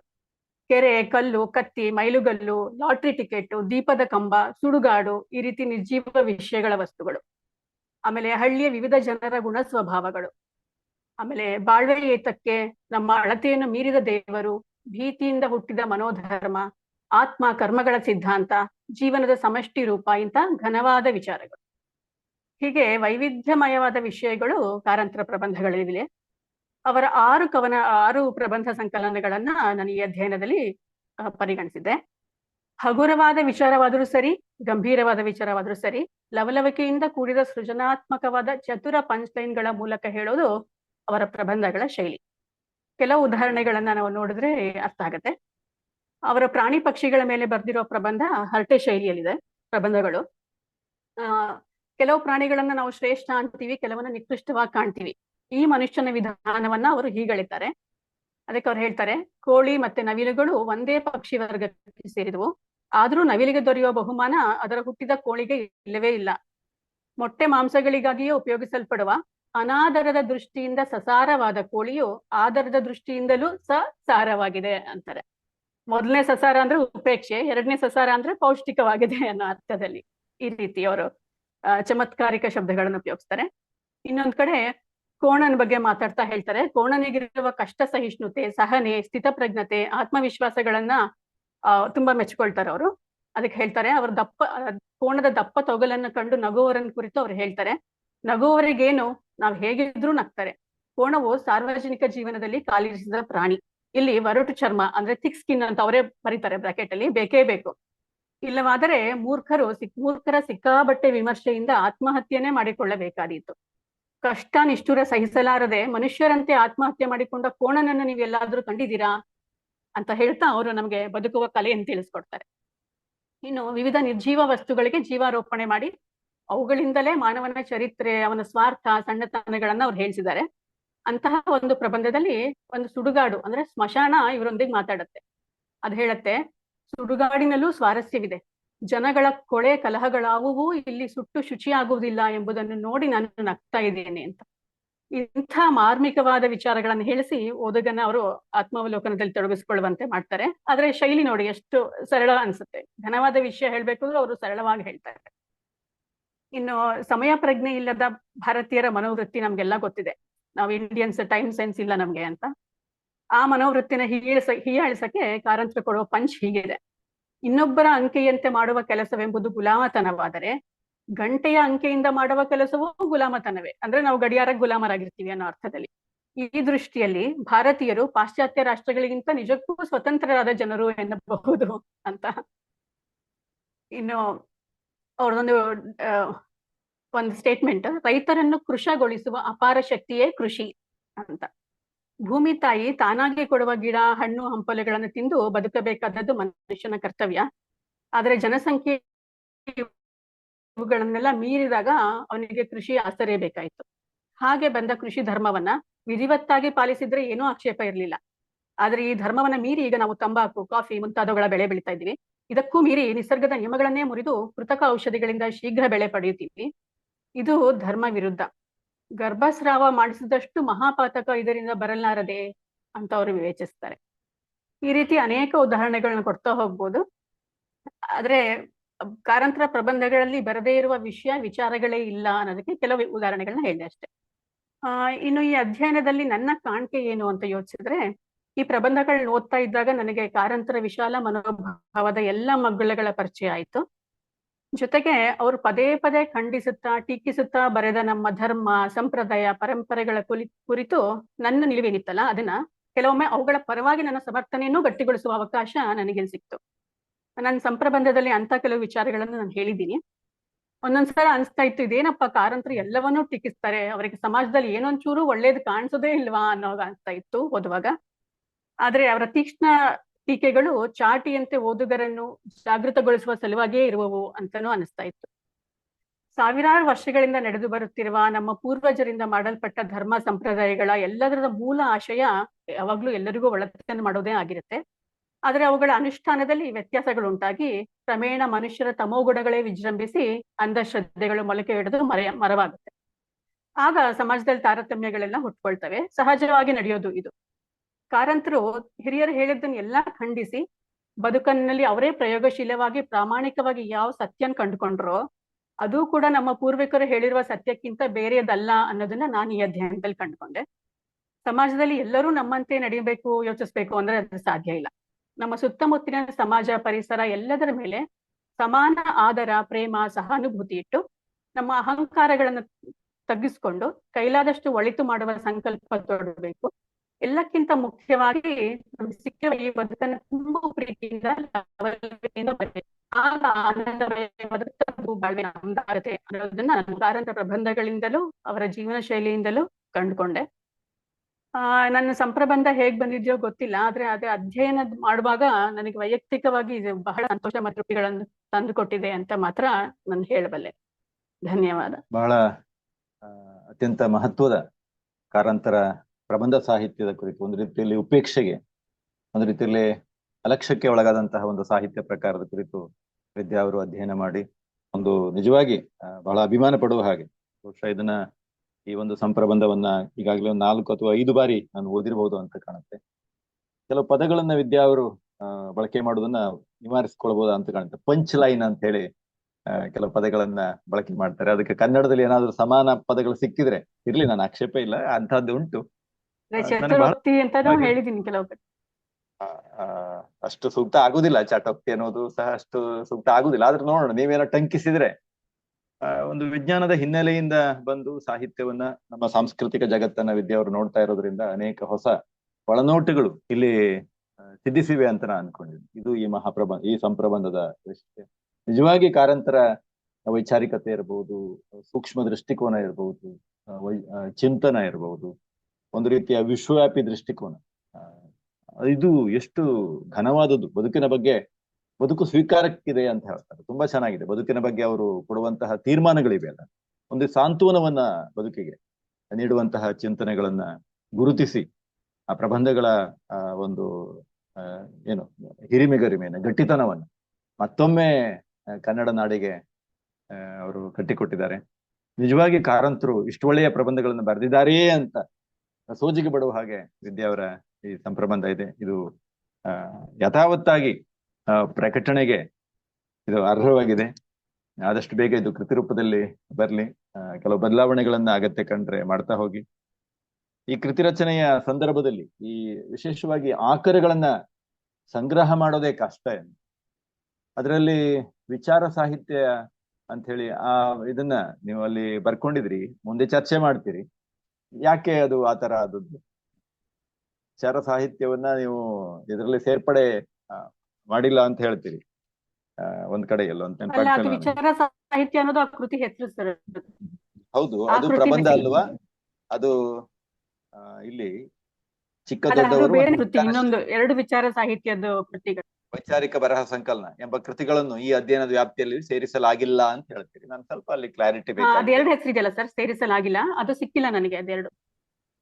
ಅಗತ್ಯ, ಅದು ಸಿಕ್ಕಿದ್ರೆ ಇದು ಧಾರವಾಡದಲ್ಲಿ ಅದು ಪ್ರಕಟ ಆದದ್ದು. GM ಹೆಗಡೆ ಅಂತ ಮೊನ್ನೆ ಉಪನ್ಯಾಸ ಕೊಟ್ರಲ್ಲ, ಅವರು ಆ ಕಡೆ ಹೋದಾಗ ಅವ್ರ ಕಡೆ ಕೇಳಿದ್ರೆ ಬಹುಶಃ ವಿದ್ಯಾ ಅವರ ಮಾತು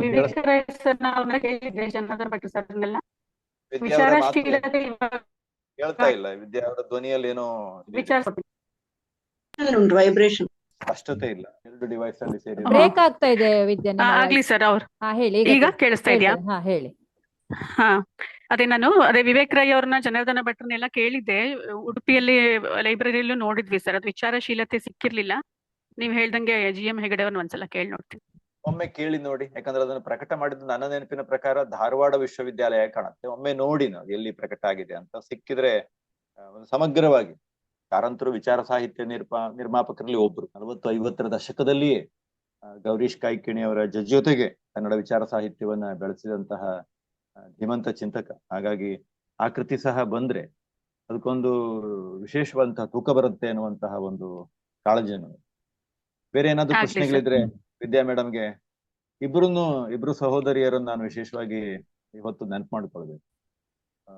ಸವಿತಾ ಅರುಣ್ ಆಗಿರಬಹುದು, ವಿದ್ಯಾ ರಾಮಕೃಷ್ಣ ಆಗಿರ್ಬೋದು. ಈ ವರ್ಷದ ವಿಶ್ವವಿದ್ಯಾಲಯದ ಡಿಪ್ಲೊಮಾ ತರಗತಿಗೆ ಅನೇಕ ಪಾಠ ಪ್ರವಚನವನ್ನ ಮಾಡಿ ವಿಭಾಗದ ಕಷ್ಟ ಕೈಂಕರ್ಯದಲ್ಲಿ ಅವರು ಹೆಗಲುಗೊಟ್ಟಿದ್ದಾರೆ.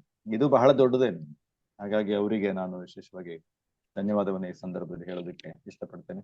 ಏನಾದ್ರು ಪ್ರಶ್ನೆಗಳಿದ್ರೆ ವಿದ್ಯಾರ್ಥಿಗಳು ಅಗತ್ಯ ಕೇಳಬೇಕು. ಸರ್, ವಿದ್ಯಾ ಮತ್ತು ಸವಿತಾ ಇದು ಟೈಟಲ್ ಫಸ್ಟ್ ಮಾಡಿ ಮಾಡುದು ಅಥವಾ ಕೊನೆಗೆ ಟೈಟಲ್ ಸೆಲೆಕ್ಟ್ ಮಾಡುದು? ಯಾವುದೇ ಒಂದು, ಈಗ ನೀವು ಪ್ರಬಂಧ ಬರೆಯುವುದಾದ್ರೆ ಅಂದ್ರೆ ಅವು ಹೆಸರು ಇರುವ ಬಗ್ಗೆ ಹೇಗೆ? ಈಗ ಹೇಳಿದ್ರು ವಿಚಾರ ಸಾಹಿತ್ಯ, ಆಮೇಲೆ ಇಡ್ಬೋದು ಅನ್ಸುತ್ತೆ. ಸವಿತಾ ಅವರು ಕೃತಿ ಒಳ್ಳೆ ಹೆಸರಿಟ್ಟಿದ್ದಾರೆ. ನಾನು ಪ್ರಬಂಧಗಳ ಅಧ್ಯಯನ ಅಂತ ಅಷ್ಟೇ ಇಟ್ಟಿದ್ದೀನಿ. ಹಾಗಾಗಿ ಹೌದು, ಅಂದ್ರೆ ಟೈಟಲ್ ತುಂಬಾ ಒಳ್ಳೇದಿರ್ಬೇಕಂತ ಹೇಳ್ತಾರೆ. ಯಾವ್ದೇ ಪಿಕ್ಚರಿಗಾಗ್ಲಿ ಯಾವ್ದಕ್ಕಾಗ್ಲಿ ಇಟ್ ಶುಡ್ ಬಿ ಅಟ್ರಾಕ್ಟಿವ್ ಅಂತ ಓದುವಾಗ ಅವಕಾಶ ಇದೆ ಅಂತ ಅನ್ಸುತ್ತೆ. ಹೌದು, ಅಲ್ಲ ನಾನು ನಮ್ಗೆ ಕೇಳಿದ ಹಾಗೆ ನಾವು ಮಾಡ್ಬೇಕಾದ್ರೆ ಅದಕ್ಕೆ ಫಸ್ಟ್ ಗೆ ಹೆಸರು ಸೆಲೆಕ್ಟ್ ಮಾಡ್ಬೇಕಾ ಅಥವಾ ಮತ್ತೆ? ಅಲ್ಲ, ಅಂದ್ರೆ ಶೀರ್ಷಿಕೆಗಿಂತ ನಾವು ಏನ್ ಓದ್ತೀವಿ ಅನ್ನೋದು ಮುಖ್ಯ ಅಂತ ನಾನು ಹೇಳ್ತೀನಿ. ಶೀರ್ಷಿಕೆನ ಆಮೇಲೆ ಯೋಚನೆ ಮಾಡಿ 4-6 ಜನನ ಕೇಳಿ ಇಡಬಹುದು. ಎಷ್ಟು ಸಮಯ ಹೂರಣ ತಿರುಳನ್ನ ನಾವು ಓದ್ಕೊಂಡು ಅರ್ಥ ಮಾಡ್ಕೊಳ್ಳೋದು ಜಾಸ್ತಿ ಮುಖ್ಯ ಅಂತ ಅನ್ಸುತ್ತೆ. ಟೈಮ್ ಮ್ಯಾನೇಜ್ಮೆಂಟ್ ಹೇಗೆ ಮಾಡಿದ್ರು ಮ್ಯಾಮ್? ಓದಿನ ಜೊತೆಗೆ ಮಾಡಿದಲ್ಲ ಇದೆಲ್ಲ? ಹೌದು, ಓದಿನ ಜೊತೆಗೆ ಮಾಡಿದ್ದು. ಸರ್ ಹೇಳ್ತಾರಲ್ಲ, ಸಾಮಾನ್ಯವಾಗಿ ಅಂದ್ರೆ ಈಗ ಈ ತಾರೀಖೊಳಗೆ ಒಂದು 30 ಪುಟ ಕೊಡಿ ಅಂತ ಕೇಳ್ತಾರಲ್ಲ, ಅವಾಗ ನಾವು ಅದನ್ನ ಅಷ್ಟು ಟೈಮ್ ಒಳಗೆ ಮಾಡಿಕೊಟ್ಟಿದ್ವಿ. ಮೊದ್ಲು ಒಂದ್ಸತಿ ಪೂರ್ತಿ ಪ್ರಬಂಧಗಳನ್ನ ಚುಟುಕಾಗಿ ಓದ್ಕೊಳ್ಬೇಕಾಗತ್ತೆ. ಯಾಕಂದ್ರೆ ನಾವು ರೂಪರೇಷೆ ತಯಾರು ಮಾಡ್ಕೊಳ್ಬೇಕಾದ್ರೆ ಈ ರೂಪರೇಷೆ ಹೇಗ್ ಮಾಡ್ಕೊಂಡು ಏನೇನಿದೆ ಅಂತ ನಾವು ಬೇರೆ ಇನ್ನೊಂದು ವಿಡಿಯೋ ಮಾಡಿದೀವಿ ನಮ್ಮ ಕ್ಲಾಸ್ ಅವರೆಲ್ಲರೂ. ಅದನ್ನು ನೀವು ಬೇಕಾದ್ರೆ ನೋಡ್ಕೊಳ್ಬಹುದು. ನಾವು 8 ಜನನು ನಮ್ಮ ಪ್ರಬಂಧಗಳಲ್ಲಿ ಹೇಗೆ ಅಧ್ಯಯನದ ರೂಪರೇಷನ್ ಮಾಡ್ಕೊಂಡಿದ್ವಿ ಅನ್ನೋ ಒಂದು ವಿಡಿಯೋ ಮಾಡಿದೀವಿ. ಯೂಟ್ಯೂಬ್ ಅಲ್ಲಿ ಇದೆ ಅದು. ಸೊ ಅದ್ ಮಾಡ್ಕೊಳ್ಬೇಕಾದ್ರೆ ಮೊದ್ಲು ಒಂದ್ಸತಿ ಪೂರ್ತಿ ಓದ್ಕೊಳ್ಬೇಕಾಗತ್ತೆ, ಏನು ವಿಷಯ ಇದೆಯೋ ಅದನ್ನ ಪಾಯಿಂಟ್ ಔಟ್ ಮಾಡ್ಕೊಳ್ತೀರಿ ಓದುವಾಗ್ಲಿ ವಿಚಾರಗಳನ್ನು? ಹೌದು, ಪಾಯಿಂಟ್ ಔಟ್ ಮಾಡ್ಕೊಳ್ಬೇಕು. ಆಮೇಲೆ ನೀವು ಪ್ರತಿ ಸತಿ ಓದುವಾಗ್ಲೂ ಅವಾಗವಾಗ್ಲೇ ನೀವು ವಿಷಯಗಳನ್ನ ಬರ್ಕೊಳ್ತಾ ಹೋಗ್ಬಿಡ್ಬೇಕು. ನಾನು ಎಲ್ಲದನ್ನು ಟೈಪ್ ಮಾಡಿದ್ದು, ಕೈಯಲ್ಲಿ ಬರ್ದಿದ್ದು ಕಡಿಮೆ. ನಾನು ಎಲ್ಲೋ ಸ್ವಲ್ಪ ಬರ್ದಿಟ್ಕೊಂಡು ತಕ್ಷಣ ಟೈಪ್ ಮಾಡ್ಕೊಳ್ತಾ ಇದ್ದೆ. ಹಾಗಾಗಿ ಎಲ್ಲಿ ಏನ್ ವಿಷಯ ಸಿಕ್ಕರು ಅದನ್ನ ಟೈಪ್ ಮಾಡಿ, ಎಲ್ಲಿ ಸಿಕ್ತು ಅದ್ರ ಪುಟ ನಂಬರ್ ಮತ್ತೆ ಯಾವ ಪುಸ್ತಕ ಅದನ್ನೆಲ್ಲ ಅವಾಗವಾಗ್ಲೇ ಬರ್ದಿಟ್ಕೊಂಡ್ಬಿಡಿ. ಅದು ತುಂಬಾ ಮುಖ್ಯ. ಯಾಕಂದ್ರೆ ನಮ್ಗೆ ಓದಿದಾಗ ನೆನಪಿರುತ್ತೆ, ಆಮೇಲೆ ಸ್ವಲ್ಪ ದಿನ ಬಿಟ್ಟು ಬೇರೇನೋ ಕೆಲಸಗಳಲ್ಲಿ ಮರ್ತು ಹೋದಾಗ ಇನ್ನೊಂದ್ಸಲ ಆ ಪುಸ್ತಕನ ಹೋಗಿ ಹುಡ್ಕೋಕ್ಕಾಗಲ್ಲ. ಯಾಕಂದ್ರೆ ಯಾವುದೇ ಅಧ್ಯಯನ ಅಂದಾಗ ನಾವು ಇದಿಷ್ಟೇ ಪುಸ್ತಕ ಓದಲ್ಲ ಅಲ್ವಾ. ಈಗ ಕಾರಂತರ ಪ್ರಬಂಧ ಅಂದ್ರೆ ಅವ್ರ ಪ್ರಬಂಧ ಸಂಕಲನ 6 ಬಿಟ್ಟು ನಾನು ಮತ್ತೆ ಅವ್ರ ಬಗ್ಗೆ, ಅವ್ರ ಆತ್ಮಚರಿತ್ರೆ, ಅವ್ರ ಬಗ್ಗೆ ಬಂದಿರೋ ಇತರ ಪುಸ್ತಕಗಳು, ಬೇರೆಯವ್ರು ಎಲ್ಲ ಓದ್ಕೊಳ್ತಾ ಇರ್ತೀವಿ. ಅವಾಗ ಎಲ್ಲೆಲ್ಲಿ ಏನೇನು ಓದಿದ್ವಿ ಅನ್ನೋದು ಕೆಲವೊಂದ್ಸಲ ಮರ್ತು ಹೋಗ್ಬಿಡುತ್ತೆ. ಅದಕ್ಕೆ ಆ ಪುಸ್ತಕಗಳನ್ನೆಲ್ಲ ಒಂದೇ ಸಲ ಓದ್ತೀವಿ, ಮತ್ತೆ ಓದಲ್ಲ. ಹಾಗಾಗಿ ನೀವು ಓದ್ತಾ ಹೋದಾಗ ಏನೇನ್ ಸಿಗುತ್ತೋ ಅದು ನೀವು ಯಾವುದೇ ಒಂದು ರೂಪದಲ್ಲಿ ಬರ್ಕೊಳ್ತಾ ಹೋಗಿ. ಆಮೇಲೆ ಅದಕ್ಕೆ ನೀವು ಸರಿಯಾದ ರೂಪ ಕೊಡಬಹುದು. ಅವಾಗ 2 ಸಲ ಆಗಲ್ಲ ಕೆಲಸ. ಲೈಬ್ರರಿ ಜಾಸ್ತಿ ಯೂಸ್ ಮಾಡ್ಬೇಕು. ಹೌದು, ಲೈಬ್ರರಿ ಜಾಸ್ತಿ ಯೂಸ್ ಮಾಡ್ಬೇಕು. ಅಲ್ಲಿ ಹೋಗಿ ಒಂದು ಸಲ ಓದಿದಾಗ್ಲೇ ನೀವು ಕೈಯಲ್ಲಿ ಬರ್ಕೊಂಡ್ ಬಂದ್ಬಿಡ್ಬೇಕು, ಅಥವಾ ಇಂಪಾರ್ಟೆಂಟ್ ಪೇಜಸ್ ನ ಜೆರಾಕ್ಸ್ ಮಾಡಿಸ್ಕೊಂಡ್ ಬರ್ಬೇಕು. ಆಮೇಲೆ ಇಂಟರ್ನೆಟ್ ಸೌಲಭ್ಯನೂ ಪಡ್ಕೊಳ್ಬಹುದು. ಆದ್ರೆ ಅಲ್ಲಿ ಒಂದು ಮುಖ್ಯ ವಿಷಯ ಏನು ಅಂದ್ರೆ ಅಥೆಂಟಿಕ್ ಸೋರ್ಸ್ ಅಂತ ನೋಡ್ಕೊಂಡು ತಗೋಬೇಕು ನಾವೇನ್ ಮಾಹಿತಿ ತಗೊಳ್ಬೇಕಾದ್ರು. ಯಾಕಂದ್ರೆ ಇಂಟರ್ನೆಟ್ ಅಲ್ಲಿ ನಿಮ್ಗೆ ಏನ್ ಬೇಕಾದ್ರೂ ಸಿಗುತ್ತೆ. ವಿಕಿಪೀಡಿಯಾದಲ್ಲಿ ಇರೋದೆಲ್ಲ ನಿಜ ಅಂತ ಅವ್ರೇನು ನಿಮ್ಗೆ ಗ್ಯಾರಂಟಿ ಕೊಡಲ್ಲ. ಹಾಗಾಗಿ ಅಧಿಕೃತ ತುಂಬಾ ಪುಸ್ತಕಗಳು ನನಗೆ PDF ಇಂಟರ್ನೆಟ್ ಆರ್ಕೈವ್ ಅಲ್ಲಿ ಸಿಕ್ಕಿದ್ವು. ಎಲ್ಲದನ್ನು ನಾವು ಕೊಂಡ್ಕೊಳ್ಬೇಕು ಅಥವಾ ಲೈಬ್ರರಿಗೆ ಹೋಗ್ಬೇಕು ಅಂತ ಆಗದೆ ಇದ್ರೆ ಆ PDF ಗಳನ್ನ ಡೌನ್ಲೋಡ್ ಮಾಡ್ಕೊಂಡು ಅದು ಮಾಡಬಹುದು. ಆಮೇಲೆ ಇಂಟರ್ನೆಟ್ ಅಲ್ಲಿ ನೀವು ಎಲ್ಲಾದ್ರೂ ಓದಿದ್ರೆ ಅದ್ರದ್ದು URL ಇಂಪಾರ್ಟೆಂಟ್ ಆಗಿ ನೀವು ಇದ್ರಲ್ಲಿ ಕೊಡ್ಬೇಕು, ವಾಂಗ್ಮಯ ಸೂಚಿಯಲ್ಲಿ ಕೊನೆ ಕೊಡ್ಬೇಕು. ಬೇರೆಯವರು ಯಾರಾದ್ರೂ ಪ್ರಶ್ನೆ ಕೇಳುದಿದ್ರೆ ಕೇಳಿ. ಎಲ್ರು ಈಗ ಶೋಧ ಕೃತಿಯ ಒಂದು ತಯಾರಿಯಲ್ಲಿ ನಿಮ್ಮ ಸಂಶೋಧನೆಯಲ್ಲಿ ತೊಡಗಿಕೊಂಡಿರುವುದರಿಂದ ನಿಮ್ಗೆ ಏನಾದ್ರೂ ಅನುಮಾನಗಳು ಇದ್ರೆ, ಸವಾಲುಗಳು ಇದ್ರೆ ಈಗಾಗ್ಲೇ ಮಾಡಿದವರು ಪರಿಹಾರವನ್ನ ಮಾಡಬಹುದು. ಕೇಳಿ, ಸಮಯ ಹಾಳು ಮಾಡಿ ದಯವಿಟ್ಟು. ವಿದ್ಯಾ ಮೇಡಮ್ ಮತ್ತು ಸವಿತಾ ಮೇಡಮ್ ಅವರಿಗೆ ಒಂದು ಪ್ರಶ್ನೆ. ಅಂದ್ರೆ ಈಗ ನೀವು ಕೃತಿಯನ್ನ ಬರೀಲಿಕ್ಕೆ ಪ್ರಾರಂಭ ಮಾಡುವಾಗ ಮೊದಲ ಪೂರ್ವ ತಯಾರಿ ಅಂದ್ರೆ ನೀಲನಕ್ಷೆ ಅಂತ ನಾವೇನ್ ಕರಿತೇವೆ, ಅದನ್ನು ಮಾಡಿ ನಂತರ ಹಂತ ಹಂತವಾಗಿ ಮಾಡಿದ್ದೀರಾ? ಇವರು ಪ್ರಥಮ ವರ್ಷದ ಶ್ಯಾಮಲಾ ಉಚ್ಚಿಲ್ ಅಂತ ಅವರ ಪ್ರಶ್ನೆ ನಿಮ್ಗೆ. ಶ್ಯಾಮ ಯಾರು ಉತ್ತರ ಕೊಡ್ತೀರಂತ? ಮೊದ್ಲು ಸವಿತಾ ಅವರು ಕೊಡಿ, ಆಮೇಲೆ ವಿದ್ಯಾ ಅವರು ಕೊಡಿ. ಮೊದ್ಲು ನಮ್ಮ ಅಧ್ಯಾಯದ ಮೊದ್ಲು ನಿಮ್ಮ ವಿಷಯ ಏನು ಅಂತ ನಿಮ್ಗೆ ಗೊತ್ತಿರ್ತದೆ. ಕೆಲವರು ಸಂಘ ಸಂಸ್ಥೆಯ ಬಗ್ಗೆ ಮಾಡ್ತಾ ಇರ್ಬೋದು, ಅಥವಾ ಕೆಲವರು ಒಂದು ಕೃತಿಯ ಬಗ್ಗೆ, ಕೆಲವರು ಸಾಹಿತ್ಯ ಬಗ್ಗೆ ಮಾಡ್ತಾ ಇರ್ಬೋದು. ಅದನ್ನು ಇಟ್ಕೊಂಡು ನೀವು ನಿಮ್ಮ ವಿಷಯ ವಿಂಗಡಣೆ ಒಂದು ಮಾಡ್ಕೊಂಡು ಹೋಗ್ಬೋದು. ಅಂದ್ರೆ ಪರಿವಿಡಿಯಲ್ಲಿ ನಾವು ಹೇಗೆ ಒಂದೊಂದು ಅಧ್ಯಾಯಗಳನ್ನು ಕೊಡ್ತಾ ಹೋಗ್ತೇವೆ ಹಾಗೆ ವಿಂಗಡಣೆ ಮಾಡ್ತಾ ಹೋಗ್ಬೋದು. ಏನೇನ್ ಬರ್ಬೇಕು ನಿಮ್ಮ ಅಧ್ಯಯನದಲ್ಲಿ, ಅಂದ್ರೆ ನೀವು ಬರೆಯುವಾಗ ಏನೇನ್ ಬರ್ಬೇಕು ಅದು ಎಲ್ಲ ಸ್ಥೂಲವಾಗಿ ನೀವೊಂದು ಪಾಯಿಂಟ್ಸ್ ಮಾಡಿ ಇಟ್ಟುಕೊಂಡ್ರೆ ನಿಮ್ಗೆ ಸುಲಭ. ಮತ್ತೆ ಅದಕ್ಕೆ ಪೂರಕವಾಗಿ ತುಂಬಾ ಓದ್ಕೊಳ್ಬೇಕು ಅಂತ ನಿಮ್ಗೆ ಗೊತ್ತೇ ಇದೆ. ಆಮೇಲೆ ಎಲ್ಲಿ ನೀವು ಏನೇ ತಗೊಂಡ್ರು ಅದನ್ನು ಬರ್ಕೊಳ್ಬೇಕು. ಯಾವ ಪುಸ್ತಕ ಎಲ್ಲಿ ಪ್ರಕಟವಾದದ್ದು, ಯಾವ ವರ್ಷದಲ್ಲಿ ಅಂದ್ರೆ ಪ್ರತಿಯೊಂದನ್ನು ನೀವು ದಾಖಲಿಸ್ತಾ ಹೋಗ್ಬೇಕು. ನಿಮ್ಗೆ ಅದು ಮತ್ತೆ ಕೊನೆಗೆ ಸುಲಭ ಆಗ್ತದೆ. ಮತ್ತೆ ವಿಷಯ ವಿಂಗಡಣೆ ಮಾಡುವಾಗ ಕೆಲವೊಮ್ಮೆ ನಾವು ಓದ್ತಾ ಇರೋ ವಿದ್ಯೆ ಈಗಾಗ್ಲೇ ಹೇಳಿದಾಗೆ ನಿಮ್ಗೆ ಕೆಲವೊಂದು ಅಂಶಗಳು ಹೊಳಿತವೆ, ಅದನ್ನು ನೀವು ಖಂಡಿತವಾಗಿ ಬರ್ಕೊಳ್ಬೇಕು. ಇಲ್ಲಾಂದ್ರೆ ಅವ್ರು ಹೇಳಿದಾಗೆ ಮತ್ತೆ ಹೋಗ್ತದೆ. ಮತ್ತೆ ಅಷ್ಟೇ, ವಿದ್ಯೆ ಹೇಳಿ. ನನ್ಗೆ ಇಲ್ಲಿ ಏನ್ ಆಡ್ ಮಾಡ್ತೀನಿ ಅಂತ ಹೇಳಿದ್ರೆ, ಮುಖ್ಯವಾಗಿ ಅಧ್ಯಯನಗಳ ಇದು ಹೇಗೆ ವಿಂಗಡಿಸ್ಕೊಳ್ಬೇಕು ಮತ್ತೆ ಹೇಗ್ ಬರಿಬೇಕು. ಯಾಕಂದ್ರೆ ನಾವೆಲ್ಲರೂ ಹೊಸಬ್ರಲ್ವಾ, ನಮ್ಗೆ ಈ ತರ ಸಂಪ್ರಬಂಧ ಬರ್ದೇ ಅಭ್ಯಾಸ ಇಲ್ಲ. ಇದ್ರಲ್ಲಿ ಬಹಳ ಸಹಾಯ ಮಾಡೋದು ಅಂದ್ರೆ ನಮ್ ಹಿರಿಯ ವಿದ್ಯಾರ್ಥಿಗಳು ಆಗ್ಲೇ ಬರ್ದಿರೋ ಪ್ರಬಂಧಗಳನ್ನ ಖಂಡಿತ ಓದ್ಕೊಳ್ಬೇಕು. ನೀವು ಯಾವ ರೀತಿ ವಿಷಯ ಆಯ್ಕೆ ಮಾಡ್ಕೊಂಡಿದ್ದಾರೆ, ಸವಿತಾ ಅವ್ರು ಹೇಳ್ದಂಗೆ ವ್ಯಕ್ತಿ ಚಿತ್ರಣನೋ ಅಥವಾ ಸಂಘ ಸಂಸ್ಥೆಯ ಕುರಿತೋ ಅಥವಾ ದೇವಾಲಯ ಯಾವ್ದಾದ್ರ ಕುರಿತೋ ಅಥವಾ ಯಾವ್ದಾದ್ರು ಸಾಹಿತ್ಯದ ಕುರಿತೋ ನೀವು ಯಾವ್ದು ಪ್ರಕಾರ ಆಯ್ಕೆ ಮಾಡ್ಕೊಂಡಿದ್ದೀರೋ ಆ ಪ್ರಕಾರದಲ್ಲಿ ಆಗ್ಲೇ ವಿದ್ಯಾರ್ಥಿಗಳು ಒಳ್ಳೊಳ್ಳೆ ಪ್ರಬಂಧಗಳನ್ನ ರಚಿಸಿದ್ದಾರೆ. ಅದ್ರಲ್ಲಿ 1-2-3 ಆದ್ರೂ ನೀವು ಪೂರ್ಣವಾಗಿ ಓದ್ಕೊಂಡು ಅವ್ರು ಹೇಗ್ ಮಾಡಿದ್ದಾರೆ ಅಂತ ನೋಡ್ಕೊಂಡ್ರೆ ಖಂಡಿತ ನಮ್ಗೊಂದು ಅದರಿಂದ ಐಡಿಯಾ ಸಿಗತ್ತೆ. ನಾನು ಉಮಾರಾಮರಾವ್ ಮೇಡಮ್ ಅವ್ರದ್ದು MPhil ಪ್ರಬಂಧ ಒಂದ್ಸತಿ ಮೊದಲು ಓದ್ತಿದ್ದೆ. ಆಮೇಲೆ ಕಲಾ ಮೇಡಮ್ ಅವರು ಜಯಂತ್ ಕಾಯ್ಕಿಣಿಯವರ ಪ್ರಬಂಧಗಳ ಬಗ್ಗೆನೇ ಮಾಡಿದ್ದಾರೆ, ಜೀವಸ್ವರ, ಅದನ್ನು ಓದ್ಕೊಂಡೆ. ಆಮೇಲೆ ಕಲಾ ಮೇಡಮ್ ಅವ್ರದ್ದೇ 2 ಕೃತಿನೂ ಓದ್ಕೊಂಡೆ. ಆಮೇಲೆ ಸೂರಿ ಪರ್ವ ಓದಿದ್ದೆ. ಆಮೇಲೆ ಸುಮಾರು ಕೃತಿಗಳನ್ನು ಓದಿದ್ದೀನಿ ನಾನು ವಿಭಾಗದವ್ರು. ಅದನ್ನ ನೋಡ್ಕೊಂಡಾಗ ನಿಮ್ಗೆ ಖಂಡಿತವಾಗಿ ಐಡಿಯಾ ಬರುತ್ತೆ ಇದನ್ನ ಹೇಗ್ ಮಾಡ್ಬೋದು ನಾವು ಅಂತ ಹೇಳಿ. ಅದು ತುಂಬಾ ಮಾರ್ಗದರ್ಶನ ನೀಡುತ್ತವೆ ಆ ಕೃತಿಗಳು. ಈಗ ಸವಿತಾ ಅರುಣ್ ಶೆಟ್ಟಿ ಅವ್ರದ್ದು ಇದೆ, ಸುರೇಖಾ ಶೆಟ್ಟಿ ಅವ್ರದ್ದಿದೆ, ಅದನ್ನೆಲ್ಲ ಓದ್ಕೊಳ್ಬೇಕು. ಧನ್ಯವಾದಗಳು. ವಿದ್ಯಾ ಅವರು ಹೇಳಿರುವ ಅತ್ಯಂತ ಮಹತ್ವದ್ದು. ಈಗಾಗಲೇ ವಿಭಾಗದಿಂದ ಪ್ರಕಟವಾಗಿರುವ 15 ಸಂಪ್ರಬಂಧಗಳಿವೆ. ಈ ಪ್ರಬಂಧಗಳನ್ನ ಕನಿಷ್ಠ 2-3 ಬಾರಿ ಆದ್ರೂ ನೀವು ಓದ್ಕೊಳ್ಬೇಕು. ನಮ್ಮ ವಿದ್ಯಾರ್ಥಿಗಳು ಒಂದನೇದಾಗಿ ಲೈಬ್ರರಿಗೆ ಬರೋದಿಲ್ಲ. ಅದರಲ್ಲೂ ವಿಶೇಷವಾಗಿ ದ್ವಿತೀಯ ವರ್ಷದ ವಿದ್ಯಾರ್ಥಿಗಳು, ಶೇಖರ್ ಶೆಟ್ರನ್ ಬಿಟ್ರೆ ಪ್ರಥಮ ವರ್ಷದ ವಿದ್ಯಾರ್ಥಿಗಳು ಹಾಗೆ ಲೈಬ್ರರಿಗೆ ಹೋಗದೆ ಇದ್ರೆ ನಿಮಗೆ 5-10 ಅಂಕಗಳು ಪ್ರತಿ ಪೇಪರ್ನಲ್ಲಿ ಕಡಿಮೆ ಆಗ್ತವೆ. ಲೈಬ್ರರಿ ಅಟೆಂಡೆನ್ಸ್ ಅಂತಿದೆ, ವಿಶ್ವವಿದ್ಯಾಲಯದ ಅಟೆಂಡೆನ್ಸ್ ಇದೆ. ದಯವಿಟ್ಟು ವರ್ಷಕ್ಕೂ ಒಮ್ಮೆನೂ ನೀವು ಲೈಬ್ರರಿಗೆ ಹೋಗದೆ ಇದ್ರೆ ಅದು ನಿಮ್ಗೆ ತೊಂದರೆ ಕೊಡ್ತದೆ. ನಾನು ವಿಶ್ವವಿದ್ಯಾಲಯ ಹಾಮನಾಯಕರು ಒಂದು ಮಾತು ಹೇಳ್ತಾರೆ, ದಯವಿಟ್ಟು ಗಮನಿಸಿ. ನಾವೆಲ್ಲ ಅಧ್ಯಯನ ಮಾಡ್ತಾ ಇದ್ದೇವೆ, ನಾವೇನೋ ಕಾದಂಬರಿ ಬರಿತಾ ಇಲ್ಲ, ಕತೆ ಬರಿತಾ ಇಲ್ಲ, ಅದಕ್ಕೆ ಲೈಬ್ರರಿಗೆ ಹೋಗ್ಬೇಕು ಅಂತ ನಾನೇನ್ ಹೇಳ್ತಾ ಇಲ್ಲ. ವಿಶ್ವವಿದ್ಯಾಲಯ ಉಸಿರಾಡ್ತಾ ಇರುವುದೇ ಗ್ರಂಥಾಲಯಗಳ ಮುಖಾಂತರ. ಎಷ್ಟು ಗಂಭೀರವಾದ ಮಾತು ನೋಡಿ. ವಿಶ್ವವಿದ್ಯಾಲಯ ಉಸಿರಾಡುವುದು ಗ್ರಂಥಾಲಯಗಳ ಮುಖಾಂತರ ಅಂತ ಹೇಳ್ತಾರೆ. ನಾವು ಗ್ರಂಥಾಲಯಕ್ಕೆ ಹೋಗಿ ಅಧ್ಯಯನ ಮಾಡದೇ ಇದ್ರೆ ಒಂದು ಒಳ್ಳೆಯ ಕೃತಿಯನ್ನು ರಚನೆ ಮಾಡ್ಲಿಕ್ಕೆ ಆಗುವುದಿಲ್ಲ. ಅದು ವಿಮರ್ಶೆ ಇರಬಹುದು, ಸಂಶೋಧನೆ ಇರಬಹುದು, ತೌಲನಿಕ ಅಧ್ಯಯನ ಇರಬಹುದು, ತೀರಾ ಅನಿವಾರ್ಯ. ವ್ಯಾಪಕವಾದಂತಹ ಓದು ಅಧ್ಯಯನ. ಒಂದು ಕೃತಿ ರಚನೆ ಆಯ್ತು ಅಷ್ಟಕ್ಕೆ ನಾವು ನಿಲ್ಲಬಾರ್ದು, ಅನುಶೀಲನದಲ್ಲಿರಬೇಕು ಅಂತ ಮೀಮಾಂಸೆಯಲ್ಲಿ ಒಂದು ಮಾತು ಬರುತ್ತೆ. ಕವಿಯಾದವನು, ಲೇಖಕನಾದವನು ಒಮ್ಮೆ ನಿಮಗೆ ಬರವಣಿಗೆಯ ಒಂದು ಏನು ಹಾದಿ ಸಿಗ್ತದಲ್ಲ, ಆ ಹಾದಿಯನ್ನು ಹಿಡಿದು ಸತತವಾಗಿ ಪ್ರಯತ್ನವನ್ನು ಮುಂದುವರಿಸ್ಬೇಕು. ಇಲ್ಲಾಂದ್ರೆ ಅದು ಮರ್ತು ಹೋಗ್ಬಿಡುತ್ತೆ. ಆ ಬರವಣಿಗೆಯ ಒಂದು ಹ್ಯಾಬಿಟ್ ಏನಿದೆಯಲ್ಲ, ಹವ್ಯಾಸ ಏನಿದೆ, ಅದನ್ನು ಮುಂದುವರ್ಸ್ಕೊಂಡು ಹೋಗ್ಬೇಕು. ಇಲ್ಲ ಅಂತ ಹೇಳಿದ್ರೆ ಅದು ನಿಂತು ಹೋಗ್ಲಿಕ್ಕೆ ಅವಕಾಶ ಕೊಡಬಾರ್ದು. ಸತತವಾಗಿ ಓದು ಅಧ್ಯಯನದಿಂದ ಸಾಹಿತ್ಯ ಲೋಕಕ್ಕೆ ಉಪಕಾರ ಆಗುತ್ತೆ. ನಮ್ಮ ವಿದ್ಯಾರ್ಥಿಗಳು ಕೊಟ್ಟಿರುವಂತಹ ಈ ಕೃತಿಗಳಿವೆ ಅಲ್ಲ, ಅತ್ಯಂತ ಮೌಲಿಕವಾದ. ಅದರಿಂದ ದಯವಿಟ್ಟು ಸುಮ್ಮನೆ ಮಾತಾಡಬಾರ್ದು. ದಯವಿಟ್ಟು ಆ ಕೃತಿಗಳನ್ನು ಗಂಭೀರವಾಗಿ ಓದ್ಬೋದು. ಮೊದಲ ಅಧ್ಯಾಯದಲ್ಲಿ ಏನಿದೆ, ಅಥವಾ ಈಗಾಗಲೇ ಚರ್ಚೆಗೆ ಬಂತು, ಒಂದು ಪರಿವಿಡಿ ಮಾಡಿಕೊಳ್ಳುವ ಕ್ರಮ ಹೇಗೆ, ಹೌದಾ, ಒಂದು ಅನುಕ್ರಮಣಿಕೆ ಅನ್ನುವ, ಇವೆಲ್ಲ ಬಹಳ ಮಹತ್ವದ. ಅಧ್ಯಯನಕ್ಕೆ ಹಿಡಿಯೋ ಮುಂಚೆನೆ ಅದನ್ನು ವಿಭಾಗ ಮಾಡ್ಕೊಂಡ್ಬಿಡು. ಮೊದಲ ಅಧ್ಯಾಯದಲ್ಲಿ ಹೀಗೆ ಬರಬೇಕು, ಎರಡನೇ ಅಧ್ಯಾಯದಲ್ಲಿ ಹೀಗೆ ಬರಬೇಕು, ಮೂರನೇ ಅಧ್ಯಾಯದಲ್ಲಿ ಹೀಗೆ ಬರಬೇಕು, ಒಂದು ನೀಲಿನಕ್ಷೆ ಅಂತ ಏನ್ ಹೇಳ್ತೀವಲ್ಲ, ಅದು ಅತ್ಯಂತ ಮಹತ್ವ. ಅಂದಾಗ ಮಾತ್ರ ನಮ್ಗೆ ಮುಂದುವರಿಲಿಕ್ಕೆ ಅನುಕೂಲ ಆಗುತ್ತೆ. ಕೃತಿಯ ಶೀರ್ಷಿಕೆ ಆಮೇಲೆ ಕೊಡ್ಲಿಕ್ಕೆ ಬರುತ್ತೆ, ಆಕರ್ಷಕವಾದ ಶೀರ್ಷಿಕೆನ ಆಮೇಲೆ ಕೊಡುವಂತ.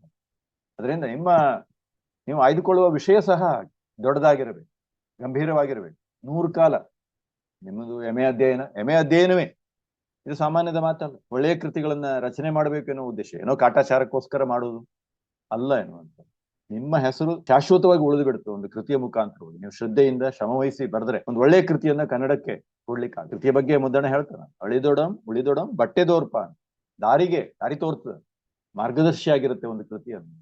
ಕನ್ನಡದಲ್ಲಿ ಎಷ್ಟು ಒಳ್ಳೆಯ ಕೃತಿಗಳು ಬಂದಿವೆ, ಆ ಸಾಲಿಗೆ ನಿಮ್ಮ ಹೆಸರು ಸಹ ಸೇರ್ಪಡೆ ಆಗುತ್ತೆ. ಅದರಿಂದ ಬಹಳ ಗಂಭೀರವಾಗಿ ಏನೋ ಕಾಟಾಚಾರಕ್ಕೋಸ್ಕರ ಬರೆದು ಬಿಸಾಕುವುದಲ್ಲ. ನೀವೇನ್ ಬರಿತಾ ಇದ್ದೀರಾ ನೀವು ಓದ್ಬೇಕಾಗುತ್ತೆ, ಬರ್ದದನ್ನು ಓದ್ಬೇಕಾಗುತ್ತೆ. ಇಲ್ಲಿ ಮಾರ್ಗದರ್ಶಕರು ಇರ್ತಾರೆ, ಅವ್ರು ನೋಡ್ಕೊಳ್ತಾರೆ, ಅವ್ರು ತಿಂತಾರೆ, ಎಲ್ಲವನ್ನ ತಿರ್ಲಿಕ್ಕೆ ಹೋಗುದಿಲ್ಲ.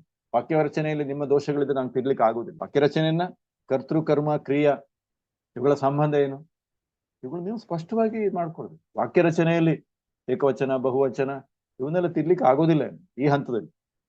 ಅದರಿಂದ ಒಂದೇದಾಗಿ ಓದ್ಬೇಕು, ಪತ್ರಿಕೆಯನ್ನು ಓದಿ. ದಿನಕ್ಕೆ 1-2 ಪತ್ರಿಕೆ, ಒಂದು ಅರ್ಧ ಗಂಟೆ ಸಂಪಾದಕೀಯಗಳನ್ನು, ಬೇರೆ ಏನು ಓದೋದು. ನಮ್ಮಲ್ಲಿ ಸಾಕಷ್ಟು ಒಳ್ಳೆಯ ಪತ್ರಿಕೆಗಳು ಬರ್ತವೆ, ಮುಂಬೈಲೂ ಸಿಗ್ತಾ ಇವೆ. ಅಂತಹ ಪತ್ರಿಕೆಗಳನ್ನ ದಿನಕ್ಕೆ ಒಂದು ಅರ್ಧ ಗಂಟೆ ಓದಿ. ಅದರಿಂದ ಏನು ಸಮಯ ಹಾಳಾಗತ್ತೆ, ಪೋಲಾಗತ್ತೆ ಅಂತ ತಿಳ್ಕೊಳ್ಬೇಕಾದ ಅವಶ್ಯಕತೆ ಇಲ್ಲ. ವ್ಯಾಪಕವಾದಂತಹ ಲೋಕಜ್ಞಾನ ಅಂತೀವಿ, ಅದು ಸಹ ಸಿಗುತ್ತೆ.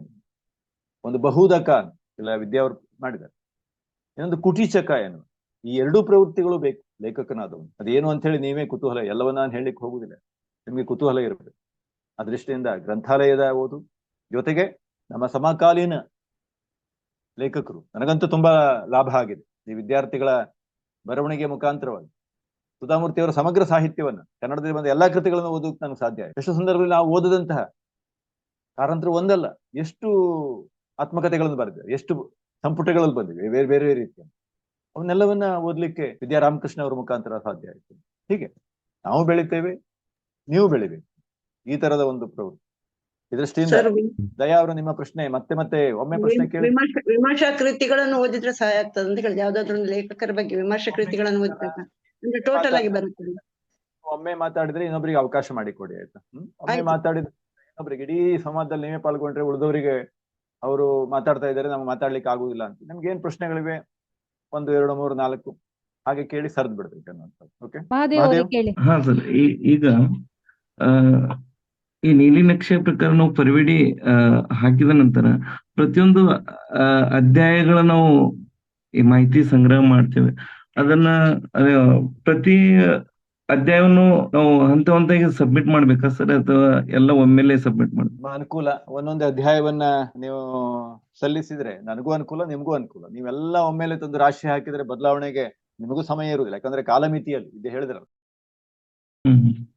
ಈ 1 ತಿಂಗಳಲ್ಲಿ ಈ ಅಧ್ಯಾಯವನ್ನ ಬರೀತೀನಿ, 2ನೇ ತಿಂಗಳಲ್ಲಿ ಇದು ಬರೀತೀನಿ ಅಂತ ಹೇಳಿ ನೀವು ಒಂದು ಸಮಯವನ್ನ ಸರಿಯಾಗಿ ನಿಗದಿಪಡಿಸಿದ್ರೆ ಅದು ನಿಜವಾಗಿ ಕೆಲಸ ಆಗುತ್ತೆ. ಇಲ್ಲ ಅಂತ ಹೇಳಿ ನಾಳೆ ಬರೆದ್ರಾಯ್ತು, ನಾಡಿದ್ದು ಬರೆದ್ರಾಯ್ತು ಅಂತ ಹೀಗೆ ಕಾಲಹರಣ ಆಗುತ್ತೆ. ಇದು ಯಾಕಂದ್ರೆ ಹೆಚ್ಚು ಸಮಯ ಇಲ್ಲ. 4ನೇ ಸೆಮಿಸ್ಟರ್ ಇರುವ ನಿಮಗೆ ಹೆಚ್ಚು ಅವಧಿ ಇಲ್ಲ. ಬಹಳ ಗಂಭೀರವಾಗಿ ಬದುಕಿನ ಅತ್ಯಂತ ಮಹತ್ವದ ಘಟ್ಟದಲ್ಲಿ ಇದ್ದೀರಿ. ಮುಂದಿನ ವರ್ಷ ಮಹಾದೇವ್ ಅವ್ರನ್ನ ನಾನು ಕೇಳೋದಿಲ್ಲ, ಮುಗೀತು, ನಿಮ್ಮ ಟರ್ಮ್ ಮುಗೀತು. ಈಗ ನಾನು ವಿದ್ಯಾ ಅವ್ರನ್ನಾಗ್ಲಿ ಅಥವಾ ಸವಿತಾ ಅವ್ರನ್ನಲ್ಲಿ ಕೇಳೋದಿಲ್ಲ ನಾನು. ನೀವೇನ್ ಮಾಡಿದಿರಿ ಅಂತ. ಅವ್ರೀಗ ಒಂದು ರೀತಿಯಲ್ಲಿ ಮುಕ್ತರಾಗಿದ್ದಾರೆ ನಮ್ಮ ಚೌಕಟ್ಟಿನ. ಆದ್ರೆ ನಿಮ್ಗೆ ಹಾಗಲ್ಲ ಏನು, ಒಂದು ಒಳ್ಳೆ ಕೃತಿ ಬರಬೇಕು, ಇದು ಮಹಾದೇವ್ ಅವ್ರು ಮಾಡಿದ್ದಾರೆ ಅಂತ 4 ಮಂದಿ ಹಿಡಿದು ತೋರಿಸುವ ಹಾಗೆ. ಮೊನ್ನೆ ಯಾರೋ ಕೇಳ್ತಾ ಇದ್ರು, ಬೇಂದ್ರೆ ಅವರ ಮರಾಠಿ ಸಾಹಿತ್ಯ ಬಗ್ಗೆ ಕೆಲಸ ಆಗಿಲ್ಲ, ನಮ್ಮಲ್ಲಿ ಆಗಿದೆ, ಸರೋಜಿನಿ ತೆರೆ ಅವರು ಮಾಡಿದ್ದಾರೆ ಅಂತ ಹೇಳಿದೆ ಅನ್ನುವಂಥದ್ದು. ಆ ತರದಲ್ಲಿ ಇರ್ಬೇಕು. ನಿಮ್ಮ ಹೆಸರನ್ನ 4 ಕಡೆ ಉಲ್ಲೇಖ ಮಾಡುವ ಹಾಗೆ ಇರ್ಬೇಕು. ಹೌದು, ಇವತ್ತು ಮೊನ್ನೆ ಇದ್ರೊಳಗೆ ಸಮಗ್ರವಾಗಿ ಯಾರು ಮಾಡಿಲ್ಲ ಏನು, ಜಯಂತರ ಪ್ರಬಂಧ ಸಾಹಿತ್ಯ ಕಲಾ ಭಾಗವತ್ ಮೇಡಮ್ ಮಾಡಿದ್ದಾರೆ, ಅಥವಾ ಬೇರೆ ಬೇರೆ ಕೃತಿಗಳ ಕುರಿತು ಈಗಾಗಲೇ ಹೇಳಿದ ಮಿತ್ರ ಅವ್ರ ಬಗ್ಗೆ, ಮುಂಬಯಿಯ ಹಿರಿಯ ಸಾಹಿತಿಗಳು, ಬರೇ ಮುಂಬಯಿಯ ಸಾಹಿತಿಗಳು ಆಗ್ಬೇಕಂತ ಇಲ್ಲ, ಅಥವಾ ಇನ್ನೂ ಎಷ್ಟೋ ಲೇಖಕರ ಬಗ್ಗೆ ನಮ್ಗೆ ಗೊತ್ತೇ ಇಲ್ಲ. ಕೃಷ್ಣಕುಮಾರ ಕಲ್ಲೂರ ಅಂತ ಮೊನ್ನೆ ಕರ್ನಾಟಕ ಏಕೀಕರಣಕ್ಕೆ ದುಡಿದಂತಹ ಮಹಾನುಭಾವ, ಅವ್ರ ಬಗ್ಗೆ ನಮಗೆ ಗೊತ್ತಿಲ್ಲ. ಮುಂಬಯಿಯ ಹಿರಿಯ ಸಾಹಿತಿಗಳಲ್ಲ, ಕಥೆಗಾರರಲ್ಲ, ಯಾರಾದ್ರೂ ಒಬ್ಬರು ಒಂದು ಕೆಲಸ ಮಾಡಿದ್ರೆ, ಅಥವಾ ಶಾಮರಾವ್ ವಿಠಲ್ ಕೈಕಿಣಿ ಒಂದು ಪುಸ್ತಕ ಬಂದಿಲ್ಲ. ಬಹಳ ಹಿಂದೆ ಬಂದಿತ್ತು, ಒಂದು 60 ವರ್ಷದ ಕೆಳಗೆ ಗೌರೀಶ್ ಕಾಯ್ಕಿಣಿ ಅವರು. ಸಮಗ್ರ ಅಲ್ಲ, ಸಮಗ್ರ ಅನ್ನೋದು ಇದೇ ಇಲ್ಲ ನಿರಂತರವಾಗಿ. ಕುವೆಂಪುರವ್ರ ಬಗ್ಗೆ 100 ಪುಸ್ತಕಗಳು ಬಂದು ನಿಮ್ಗೆ ಗೊತ್ತಿರಬಹುದು. ಶೇಕ್ಸ್ಪಿಯರ್ ಬಗ್ಗೆ ಇಲ್ಲಿವರೆಗೆ ನನ್ನ ಗಮನಕ್ಕೆ ಬಂದ ಹಾಗೆ ಸುಮಾರು 400 ಮಂದಿ PhD ಅಧ್ಯಯನವನ್ನು ಮಾಡಿದ್ದಾರೆ ಶೇಕ್ಸ್ಪಿಯರ್ ಬಗ್ಗೆ, ಜಗತ್ತಿನಾದ್ಯಂತ. ಯೋಚನೆ ಮಾಡಿ, ಒಬ್ಬ ಸೃಜನಶೀಲ ಲೇಖಕನನ್ನು ಈ ತರದಲ್ಲಿ ಅಧ್ಯಯನ ಮಾಡ್ಲಿಕ್ಕೆ ಸಾಧ್ಯ. ಅದರಿಂದ ನಿಮ್ಮ ಒಂದು ಸಮಯ ಬೇಕು, ಒಂದು ಖಚಿತವಾದಂತಹ ಒಂದು ನಿರ್ಧಾರವಾದ ಸಮಯ ಮಾಡಿಕೊಂಡು ನೀವು ವೇಗವಾದಂತಹ ಬರವಣಿಗೆಯನ್ನ ಮುಂದಿನ 2-3 ತಿಂಗಳಲ್ಲಿ, ಈಗಾಗಲೇ ಫೆಬ್ರವರಿ ಸಹ ಹೋಗ್ತಾ ಇದೆ, ಮಾರ್ಚ್ ಏಪ್ರಿಲ್ 2-3 ತಿಂಗಳಲ್ಲಿ ವಿಷಯವನ್ನ, ಗಟ್ಟಿಯಾದ ವಿಷಯವನ್ನ ಆಯ್ಕೆ ಮಾಡಿ. ಉಳಿದಂತೆ ನಮ್ಮ ವಿದ್ಯಾರ್ಥಿಗಳು ಯಾವ ರೀತಿಯಲ್ಲಿ ಮಾಡಿದ್ದಾರೆ ಅಂತ ಹೇಳಿ ಈ ಪ್ರಶ್ನೆ ನಿಜವಾಗಿ ನನಗಲ್ಲ, ವಿದ್ಯಾರ್ಥಿಗಳಿಗೆ, ವೇದಿಕೆ ಅವರದ್ದು ಇವತ್ತು ನಾನು ಕೇಳುಗಷ್ಟೇ. ಬೇರೆ ಯಾವ್ದಾದ್ರು ಪ್ರಶ್ನೆ ಇದೆಯಾ ಸರ್? ಡಾಕ್ಟರ್ ಉಮಾ ರಾವ್ ಇದ್ದಾರೆ ಮೇಡಮ್, ಏನಾದ್ರೂ ಸಲಹೆ ಸೂಚನೆ ಕೊಡುದಿದ್ರೆ ನಮ್ಮ ವಿದ್ಯಾರ್ಥಿ ಮಿತ್ರರಿಗೆ. ಸ್ವಾಗತ. ನಾನು ನೋಡಿರ್ಲಿಲ್ಲ ಡಾಕ್ಟರ್ ಉಮಾ ಮೇಡಮ್ ಅವರ, ನಮ್ಗೆಲ್ರೂ ಅವರಿಗೆ ನಮಗೆ ಒಂದು ಮಾದರಿ ಅವರು. ಒಂದು ಸಂಪ್ರಬಂಧ ಪರ್ವ ಆಯಾಮ ಅನನ್ಯತೆ ಎಷ್ಟು ಸೊಗಸಾಗಿದೆ. ವಿಜ್ಞಾನದ ವಿದ್ಯಾರ್ಥಿಗಳು, ನಾನು ಉಳಿದ ವಿದ್ಯಾರ್ಥಿಗಳ ಬಗ್ಗೆ ಏನು ಆಕ್ಷೇಪ ಮಾಡ್ತೇನೆ ಅಂತಲ್ಲ, ಅವ್ರಿಗೆ ಹೊಸ ಒಳನೋಟಗಳನ್ನ ಕೊಡ್ಲಿಕ್ಕೆ ಸಾಧ್ಯ. ವಿಜ್ಞಾನದ ಹಿನ್ನೆಲೆಯಿಂದ ಬಂದು ಸೂಕ್ಷ್ಮವಾಗಿ ಅವಲೋಕನ ಸಾಧ್ಯ. 2 ಕೃತಿಗಳು ಅತ್ಯಂತ ಮಹತ್ವದ ಅಧ್ಯಯನಪೂರ್ಣ ಕೃತಿಗಳು. ಎಷ್ಟು ಶ್ರಮ ಪಟ್ಟಿದ್ದಾರೆ ಗಮನಿಸಿ. ಹಾಗಾಗಿ ಮೇಡಮ್ ಅವರ ಶ್ರಮ ಸಾರ್ಥಕ ಆಗಿದೆ. ದೊಡ್ಡ ಒಂದು ಪ್ರಕಾಶನ ಸಂಸ್ಥೆ ಅವರ ಕೃತಿಗಳನ್ನು ಅಚ್ಚುಹಾಕಿಸಿ ನಾಡಿಗೆ ಹಂಚಿದೆ. ಇದು ಬಹಳ ದೊಡ್ಡ ಪ್ರಸಾರ ಮಾಡಿದೆ. ಇದು ಮುಂಬೈ ಕನ್ನಡಿಗರು ಹೆಮ್ಮೆ ಪಡುವಂತ. ಅದರಿಂದ ಉಮಾ ಮೇಡಮ್, ನಿಮ್ಮ ಮಾರ್ಗದರ್ಶನ ಬೇಕು. ಹೌದು, ಭೈರಪ್ಪನವರ ಸಾಹಿತ್ಯದ ಕುರಿತು ಇಡೀ ಜಗತ್ತಿಗೆ ಬೆರಗನ್ನ ಹುಟ್ಟಿಸಿದ್ದಾರೆ ನಮ್ಮ ಉಮಾ ಮೇಡಮ್ ಅವರು. ಖಂಡಿತ ಮೇಡಮ್ ತಮ್ಮ ಸಲಹೆ ಸೂಚನೆ ನೀಡಬೇಕು ಅಂತ ನಾನು ತಮ್ಮಲ್ಲಿ ವಿನಂತಿಸ್ತಾ ಇದ್ದೇನೆ. ನಮಸ್ಕಾರ ಸರ್. ನಮಸ್ಕಾರ ಮೇಡಮ್. ಎಲ್ಲ ಬಹಳ ವಿಶದವಾಗಿ ಸವಿತಾ ಅವರು ಕೇಳಿಸ್ತಾ ಇದೆಯಾ ನನ್ನ ಮಾತು? ಕೇಳ್ತದೆ ಮೇಡಮ್, ಕಾಣುದಿಲ್ಲ ನೀವು. ಹೌದು, ಕ್ಯಾಮ್ರಾ ಆಫ್ ಇದೆ. ಬಹಳ ವಿಶದವಾಗಿ ಸವಿತಾ ಮತ್ತು ವಿದ್ಯಾರಾಮಕೃಷ್ಣ ಅವ್ರು ಹೇಳಿದ್ರು. ನಮ್ಮ ವಿದ್ಯಾರ್ಥಿಗಳಿಗೆಲ್ಲ ಅದು ಮನದಟ್ಟಾಗಿದೆ ಅಂತ ಅನ್ಕೊಳ್ತೀನಿ. ನಾನು ಒಂದೇ ವಿಷಯ ನಿಮಗೆ ಹೇಳ್ತೀನಿ. ಸವಿತಾ ಅವರ ಬೆಳಕಿಂಡಿ ಮತ್ತೆ ವಿದ್ಯಾ ಅವರ ಸಂಪ್ರಬಂಧ ಎರಡನ್ನೂ ನಾನು ಓದಿದ್ದೀನಿ, 2-3 ಸರ್ತಿನೂ ಓದಿದ್ದೀನಿ. ಓದಿದ್ರು ಕೂಡ ಇವತ್ತು ಈ ಒಂದು ತರಗತಿಗೆ ನಾನು ಸೇರ್ಕೊಂಡೆ. ವಿದ್ಯಾ ಅಂತಿದ್ರು ಮೇಡಮ್ ಟೈಮ್ ವೇಸ್ಟ್ ಆಗುತ್ತೆ ನಿಮ್ಗೆ ಅಂತ, ಆದ್ರೂ ಕೂಡ ನಾನು ಸೇರ್ಕೊಂಡೆ. ಯಾಕೆ ಅಂತಂದ್ರೆ ಅವೆರಡು ಕೃತಿಗಳು ಅಷ್ಟು ಮೌಲ್ಯಯುತವಾಗಿವೆ ಮತ್ತೆ ಅಷ್ಟು ಆಸಕ್ತಿದಾಯಕವಾಗಿವೆ. ನೀವು ಕೂಡ ಈ ರೀತಿ ಬರಿಬೇಕು ಅಂತ ನಾನು ನಿಮ್ಮಲ್ಲಿ ಕೋರ್ಕೊಳ್ಳೋದು. ಅಂದ್ರೆ ಏನೋ ಒಂದು ಶಾಸ್ತ್ರ ಗ್ರಂಥ ಇದು, ಏನೋ ಒಂದು ಅಧ್ಯಯನ ಸುಮ್ನೆ ಮಾಡಿ ಮುಗಿಸ್ಬಿಡೋದು ಅಂತ ಅಲ್ಲ. ಅದನ್ನ ಓದ್ದವ್ರಿಗೆ ಮತ್ತೆ ಮತ್ತೆ ಅದನ್ನ ಓದ್ಬೇಕು, ಮತ್ತೆ ಮತ್ತೆ ಅದನ್ನ ಭೇಟಿಯಾಗಿ ಮುಖಾಮುಖಿ ಆಗ್ಬೇಕು ಅನ್ನೋ ಒಂದು ಆಸೆ ಹುಟ್ಟೋ ಹಾಗೆ ಬರಿಬೇಕು. ಹಾಗೆ ಬರಿಬೇಕಾದ್ರೆ ಮೊದಲನೇ ಅಂಶ ಏನು ಅಂದ್ರೆ, ನೀವು ತಗೊಂಡ ಪ್ರಾಜೆಕ್ಟ್ ನ ನೀವು ಸಂಪೂರ್ಣವಾಗಿ ಪ್ರೀತಿ ಮಾಡ್ಬೇಕು.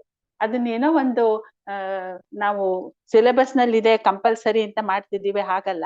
ಅದನ್ನ ನೀವು ಪ್ರೀತಿ ಮಾಡಿದ್ರೆ ಬೇರೆಯವರು ಅದನ್ನ ಪ್ರೀತಿ ಮಾಡೋ ಹಾಗೆ ನಿಮ್ಗೆ ಬರೀಲಿಕ್ಕಾಗತ್ತೆ. ಅದನ್ನಷ್ಟೇ ನಾನು ಹೇಳಲಿಕ್ಕೆ ಇಷ್ಟಪಡ್ತೀನಿ. ಬಾಕಿ ಎಲ್ಲಾ ವಿಷಯನೂ ಎಲ್ಲಾರು ಹೇಳಿದ್ದಾರೆ. ನಾನು ಇದಕ್ಕೆ ಸೇರ್ಕೊಂಡಿದ್ ಯಾಕೆಂದ್ರೆ ಅವೆರಡು ಪುಸ್ತಕಗಳು ನನಗೆ ಅಷ್ಟು ಪ್ರೀತಿ ಪಾತ್ರವಾಗಿವೆ. ನೀವು ಕೂಡ ಹಾಗೆ ಮಾಡಿ. ಮುಂದೆ ನೀವು ನಿಮ್ಮ ಜೂನಿಯರ್ಸ್ಗೆ, ನಿಮ್ಮ ಕಿರಿಯ ವಿದ್ಯಾರ್ಥಿಗಳಿಗೆ ಏನಾದ್ರೂ ಕಿವಿ ಮಾತು ಹೇಳ್ಬೇಕಾದ್ರೂ ನಾನು ಅದಕ್ಕೆ ಜಾಯಿನ್ ಆಗೋ ಹಾಗೆ ನೀವು ಅದನ್ನ ಮಾಡ್ಬೇಕು ಅಂತ ನಾನು ನಿಮ್ಮಲ್ಲಿ ಕೋರ್ಕೊಳ್ತೀನಿ. ನಮಸ್ಕಾರ. ಧನ್ಯವಾದಗಳು ಮೇಡಮ್. ಸರ್, ಇನ್ನು ಒಂದು 3 ನಿಮಿಷ ಇದೆ. ಯಾರಾದ್ರೂ ಪ್ರಶ್ನೆ ಕೇಳೋರಿದ್ರೆ ಕೇಳಿ, ಮತ್ತೆ ಜಾಯಿನ್ ಆಗೋದು ಬೇಡಲ್ಲ ಸರ್? ಬೇಡ. ಇವತ್ತಿನ ಯಾರು ಇದ್ದಾರೆ ನೋಡಿ, ಒಮ್ಮೆ ಅಟೆಂಡೆನ್ಸ್ ಬೇಕಾಗುತ್ತೆ. ಅದು ಫೋಟೋ ತಗೊಂಡಿದ್ದೇನೆ ಸರ್, ಫೋಟೋ ತಗೊಂಡಿದ್ದೇನೆ. ವಿದ್ಯಾರ್ಥಿಗಳಿಗೆ ವಿಶೇಷವಾದ ತರಬೇತಿಯನ್ನ ನಾವು ಹೇಳಿ ಸಾಕ್ಷಿ ಕೊಡ್ಬೇಕಾಗತ್ತೆ. ಆ ದೃಷ್ಟಿಯಿಂದ ನಿಜವಾಗಿ ಇವತ್ತು ನಾನು ಸಹ ಖುಷಿ ಪಟ್ಟಿದ್ದೇನೆ. ನಮ್ಮ ವಿದ್ಯಾರ್ಥಿಗಳ ಪ್ರತಿಭೆ ದೊಡ್ಡದು ಅಂತ ನಾನು ಯಾವತ್ತೂ ಅಭಿಮಾನದಿಂದ ವೇದಿಕೆಗಳಲ್ಲಿ ಹೇಳ್ತಾ ಬಂದವನು. ಇವತ್ತು ನಿಜವಾಗಿ ಸವಿತಾ ಅರುಣ್ ಶೆಟ್ಟಿ ಮತ್ತು ವಿದ್ಯಾ ರಾಮಕೃಷ್ಣ ಅವರು ಎರಡೂ ಕೃತಿಗಳು ಬಹುಶಃ ನಾನು ಸಹ ಒಂದು ಮೌಲ್ಯಮಾಪನ ಅದು ಇದು ಅಂತ ಒಂದು ಅನೇಕ ಬಾರಿ ಬಹುಬಾರಿ ಓದಿದಾಗ್ಲೂ ಇವತ್ತು ಬೆಳಿಗ್ಗೆ ಬಂದು ಸುಮಾರು 10 ಗಂಟೆಯಿಂದ ಮತ್ತೊಮ್ಮೆ, ಯಾಕಂದ್ರೆ ಸವಿತಾ ಅರುಣ್ ಶೆಟ್ಟಿ ಅವರದ್ದು ಪುಸ್ತಕ ನನ್ನ ಕೈಯಲ್ಲಿತ್ತು, ಮನೆಯಲ್ಲಿದೆ, ಬೇರೆ ಬೇರೆ ಸಂದರ್ಭದಲ್ಲಿ ಓದ್ತಾ ಇರ್ತೀನಿ. ಆದ್ರೆ ವಿದ್ಯಾ ರಾಮಕೃಷ್ಣ ಅವರ ಸಂಪ್ರಬಂಧ ಅದು ವಿಭಾಗದಲ್ಲಿ ಇರೋದ್ರಿಂದ ಕೃತಿ ರೂಪದಲ್ಲಿ ಬಂದಿಲ್ಲ. ಆದ್ರಿಂದ ನಾನು ಬೆಳಿಗ್ಗೆ ಓದಿಲ್ವಲ್ಲ ಒಮ್ಮೆ ನೋಡ್ಕೊಳ್ಬೇಕು ಅಂತ ಹೇಳಿ ಎಲ್ಲ ಪುಟಗಳನ್ನ ಮಗ್ಚಿ ಹಾಕಿದೆ. ಖುಷಿ ಆಯ್ತು ಅನ್ನುವಂಥದ್ದು. ಏನು ಭಲೆ ಅಂತ ಹೇಳಿ ಓದಿ ಖುಷಿ ಪಟ್ಟೆ. ಒಂದು ಒಳ್ಳೆಯ ಪ್ರಯತ್ನ ಇದೆ, ಆದಷ್ಟು ಬೇಗ ಇದು ಪ್ರಕಟ ಆಗಲಿ ಅನ್ನುವಂತಹ ಶುಭಾಶಯಗಳೊಂದಿಗೆ ಈ ಕಾರ್ಯಕ್ರಮವನ್ನು ನಡೆಸಿಕೊಟ್ಟಂತಹ ಸಂಪನ್ಮೂಲ ವ್ಯಕ್ತಿಗಳು ಹೊರಗಿಂದ ಕರಿಬೇಕಾದ ಅವಶ್ಯಕತೆ ಇಲ್ಲ, ನಮ್ಮ ನಡುವೆ ಇದ್ದಾರೆ. ವಿಭಾಗದ ವಿದ್ಯಾರ್ಥಿಗಳು ಏನು ಲೇಖಕರಾಗಿ, ಚಿಂತಕರಾಗಿ, ಒಳ್ಳೆಯ ವಿಮರ್ಶಕರಾಗಿ ಎರಡೂ ಕೃತಿಗಳು ಅತ್ಯಂತ ವಿಮರ್ಶಾತ್ಮಕವಾಗಿ ಉಮಾರಾವ್ ಮೇಡಮ್ ಸರ್ಟಿಫಿಕೇಟ್ ಕೊಟ್ಟಿದ್ದಾರೆ. ನಿಜವಾಗಿ ಅತ್ಯಂತ ಶ್ರದ್ಧೆಯಿಂದ ಮಾಡಿದಂತಹ ಎರಡು ಬೆಲೆ ಬಾಳುವ ಕೃತಿಗಳನ್ನು ಕೊಟ್ಟಂತಹ ನಮ್ಮ ವಿಚಾರಗಳನ್ನ ಹಂಚಿಕೊಂಡಂತ ಅವರಿಗೆ ವಂದನೆಗಳನ್ನ ಸಲ್ಲಿಸ್ತಾ ಈ ಕಾರ್ಯಕ್ರಮವನ್ನ ಸಂಯೋಜನೆ ಮಾಡಿದಂತಹ ಡಾಕ್ಟರ್ ಪೂರ್ಣಿಮಾ ಶೆಟ್ಟಿ ಅವರಿಗೆ ಧನ್ಯವಾದವನ್ನು ಹೇಳಿ ನಾನು ಮಾತಾಡ್ತೀನಿ. ಧನ್ಯವಾದಗಳು ಸರ್. ಇಂಥ ಕಾರ್ಯಕ್ರಮಗಳು ಆಗಾಗ ನಾವು ನಡೆಸ್ತಾ ಇರ್ತೇವೆ. ಅದರಿಂದ ವಿದ್ಯಾರ್ಥಿಗಳಲ್ಲಿ ಒಂದು ವಿನಂತಿ ಅಂತ ಹೇಳಿದ್ರೆ, ನೀವು ಇಲ್ಲಿ ಸೇರಿಕೊಳ್ಳುವಾಗ ನಿಮ್ಮ ಹೆಸರಿನಲ್ಲಿ ಜಾಯಿನ್ ಆಗಿ, ಇಲ್ಲಾಂದ್ರೆ ನಿಮ್ಗೆ ಇದು ದಿನಪೂರ್ತಿ ಇವತ್ತು ನಿಮ್ಗೆ ಹಾಜರಿ ಸಿಗ್ತದೆ. ಇವತ್ತು ಏನ್ ತರಗತಿಗೆ ನೀವು ಸೇರಿದ್ದೀರಾ, ಇದು ನಿಮ್ಗೆ ದಿನಪೂರ್ತಿ ಹಾಜರಿ ಇರುವುದರಿಂದ ಬೇರೆ ಹೆಸರಿನಿಂದ ಸೇರಿದ್ರೆ ನಿಮ್ಮ ಅಬ್ಸೆಂಟ್ ಆಗ್ತದೆ, ನೀವು ಪ್ರೆಸೆಂಟ್ ಅಂತ ಕಾಣುದಿಲ್ಲ. ಅದರಿಂದ ಅದನ್ನು ಗಮನದಲ್ಲಿ ಇಟ್ಕೊಳ್ಳಿ. ಇವತ್ತಿಗೆ ನಿಮ್ಗೆ ಎಕ್ಸ್ಕ್ಯೂಸ್ ಇದೆ, ಮುಂದಿನ ತರಗತಿಯಲ್ಲಿ ಅದನ್ನು ಗಮನದಲ್ಲಿ ಇಟ್ಕೊಳ್ಳಿ.